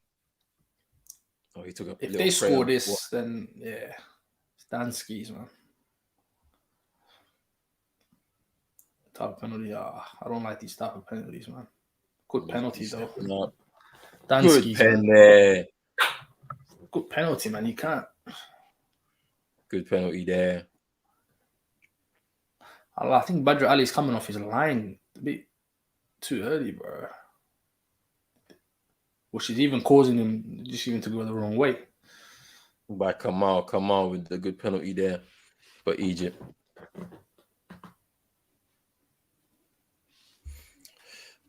Boy. Cornet to take this one. Côte d'Ivoire 3-2 down at the moment. Sangari on the floor. I don't know what he's doing, fam. He's just sitting up right now. Has he played for them for time, or was it just like a last minute? Who? Like in the last few seasons, Cornet. Has he played for them from the beginning, or was he a French international at the beginning? Oh, I'm not sure about that history, to be honest with you. And he steps up. Starters, puts it into the corner. Pretty sure he was involved in one of the under-19s or something for France. Potentially, yeah. He could have been. Yeah. I don't know the history. I need to research that. But yeah, good penalty there. Though. Keep on the right way though.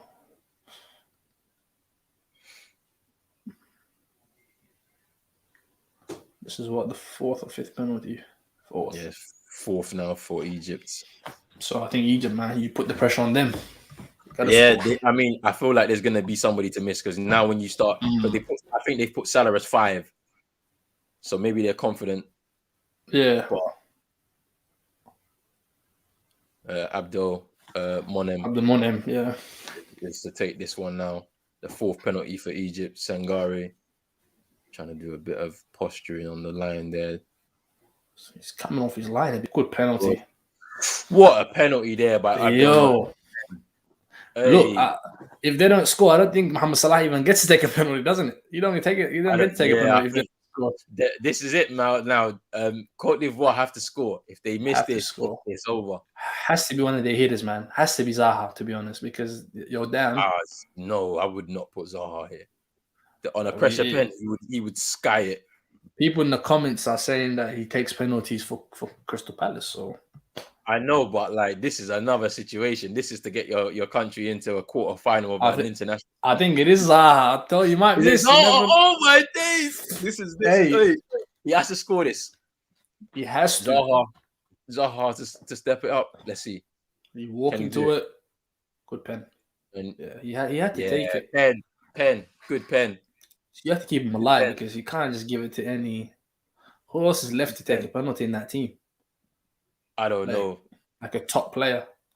Cornet's taken one. So is Pepe. Boga. Sangari and Bayi have taken theirs as well. But this is it now. Egypt score this, they win. Done, yeah. And who's stepping up? Is it Mo Salah? It is. It's Mo Salah to finish this. Will Mo Salah do it for Egypt? Thing is, if you don't score, that's reverse pressure. Yeah. If you don't score, then it's down to you're losing the lead because you have to score. And is he gonna do it? Mo Salah. That's a Steps penalty. Up. And he scores. Fair play to Egypt. Egypt are through to the quarterfinals of the African Cup of Nations to face Morocco. Wow. Penalty shootout, 5-4 to Egypt on penalties. And Mo Salah with the pressure penalty. Wow. Mo Salah scoring that pressure penalty like he always do. All right. Give me your thoughts on that, bro. As I said, I had a feeling, as I was telling you, man, if this goes to penalties, I can just see Egypt winning it for some reason. I didn't think they'll win it like this, but I was like, look, the favourites, if you go in as a favourite and you don't do the business when you're supposed to, which is in the 90 minutes, you definitely give a team like Egypt and you give those other or so-called the smaller teams or the underdogs, I would say, you give them an opportunity to stay in the game, and they stayed into the game. And to be honest, if we're reflecting on the game, I think Egypt's been the better team, and I think it's well deserved. Had the better chances, extra time. They even took the game. We've seen them end of the 90. There were no legs, absolute no legs. Came out first half of the extra time. Took the game to them, created some opportunities. Probably just a lack of quality or bad decision making in the final third that they could have easily nicked the cutback. If the cutback was done properly or if it was even seen, could have easily been 1-0 and they could have won. And even towards the end of the game, we saw that chance with Trezeguet on the left towards extra time, and he didn't take it. So that's another team. Now everyone was saying Côte d'Ivoire favorites, Nigeria favorites, and they've been both knocked out. So I don't know. Looking like the tournament of the underdog right now because 100. You're looking at Egypt, you're looking at Gambia's making quarterfinals. You're looking at Tunisia making quarterfinals, Burkina Faso. We've got another big game later on, like right now, started in about a minute's time. Rich is going to start that one off for us. It's going to be Equatorial Guinea. Can they make it into a quarterfinal? Who knows? Up against Mali. It's going to be somebody different winning, potentially winning this tournament. Let's see. I mean, two of the holders left in it of Egypt and Cameroon. So, it should be very interesting. But let me get some more comments and then we're going to wrap this one up right now. There's just too many comments in there. I just had to turn these off because I just couldn't do this. I couldn't do this. Warren saying you got home just in time. Yes, you did. Let me just have a look at these. Steffi saying good pen so far with the keepers. You know what? Let's just give Hamza some time because he's in Egypt right now. I'm gonna let Hamza get the link to this so he can do this. But it's got to be quick, Hamza. It can't be here for 10 minutes. I got another game coming on in about 10 minutes still. So yeah, he tried to be casual. Not today. Why he took the pen so casual? I don't know, man. He's just mad. What's Bayi for, man? Aaron Boomer saying he's trying to be like his teammate Bruno. Zaha's solid. Zaha nice. Salah the last one. Wow. Cameroon is happy with the results. Hamza saying yes. He's dead to me. Rolling by. We deserve the win. I think on the run of play, you definitely did. You had the chances in that second half of extra time and the first as well, to be honest. Definitely. Super Nick saying another fraud team bite the dust. Didn't see Egypt winning this. Let me see. Remember, football isn't played on paper. You have to actually turn up. So, Equatorial Mali. All right, cool. No. All right, Hamza's here. Hamza, Your team have won it. Your team Get have won it. in. Get Let in. us let us know your thoughts, and don't forget, I got another stream to jump on in about like 8 minutes. So just let me know how Yeah, you just feel. want to call some things out. Like Go today, on. we were brilliant. Today we Mm, were brilliant. I thought we should have won the game from the first 90 minutes. mm, Um, I thought Mustafa Mohammed should have been taken off from the start. Like from in the beginning of the second half, he looked tired and he couldn't run. He should have been taken off earlier. If he would have been taken off earlier, thought our chances would have been better. mm, In the extra time, like it was a bit equal. Like mm. understandable, the teams were tired, but like massive shout out to Mohamed Nini. He was brilliant today. Yeah, he was. He He was. Man of the he match. he he controlled the midfield today pretty well. But I thought our pressing at the first half was really good as well. Like some of the positive things that I said. Remember when I came onto the stream and said if we played like we played in the qualifiers, then we Mm, would win this game, and that's what happened. And like yeah, it was taken to penalties, but we need to be clinical in front of goal. We need to try and find solutions for our attacking options. But mm. really happy with the win, and yeah, let's bring it on in the second round, next round. Hey, next round, you guys play Morocco on Sunday. I think it is a derby of two North African teams. It's going to be a very difficult one for either side. Morocco played really well yesterday. What's your thoughts on that game? What do you think you can get through to the semis? Listen, I'm gonna keep my head down. I'm not because today I didn't thought we were gonna win. Mm, But we did. And mm, Morocco is a tougher test than Ivory Coast. Let's be honest. They're really good form, and mm, they're playing really well at the moment. And mm, Hakimi has been on some form, like some brilliant form. So mm, we gotta be careful. We need to try to improve our attacking options because every time he stays consistent with the same front three, yet mm, they don't produce. Like we've been out winning our games. We've mm, lost only against Nigeria, and it was 1-0.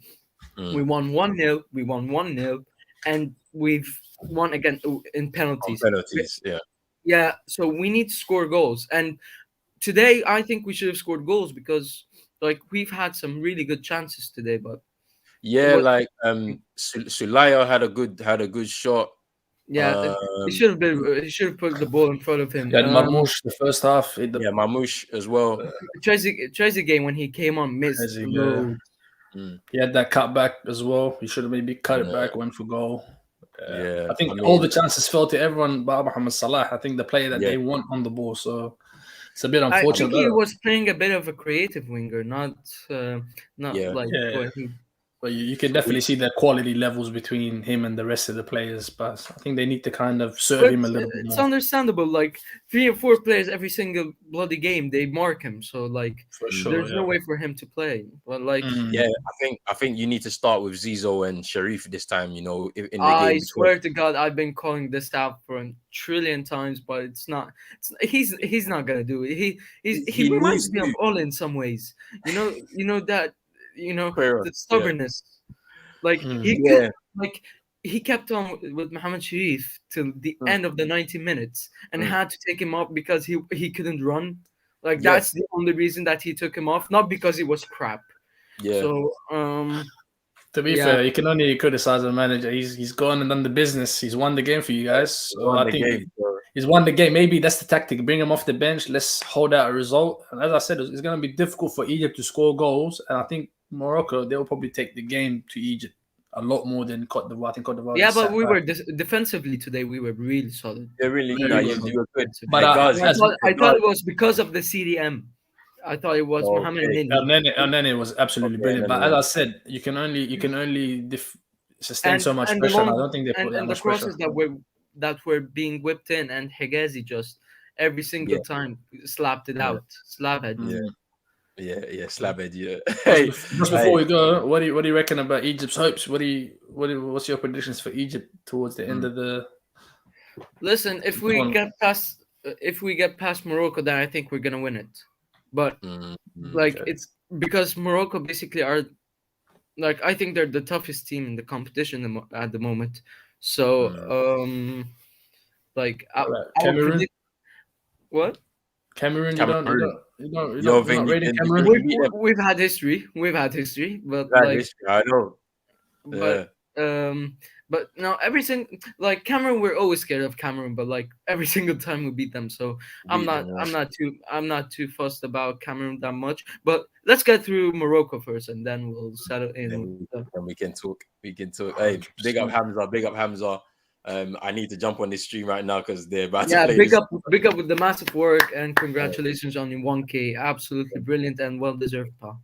Thank you, man. Thank you, man. Definitely. But hey, people, you're here. Make sure you subscribe to the United community as well. Hamza, When I get back, hopefully. when he gets back, he's going to be back. Obviously, he finished all his exams. Well done on your exams as well, the grades as well. We appreciate.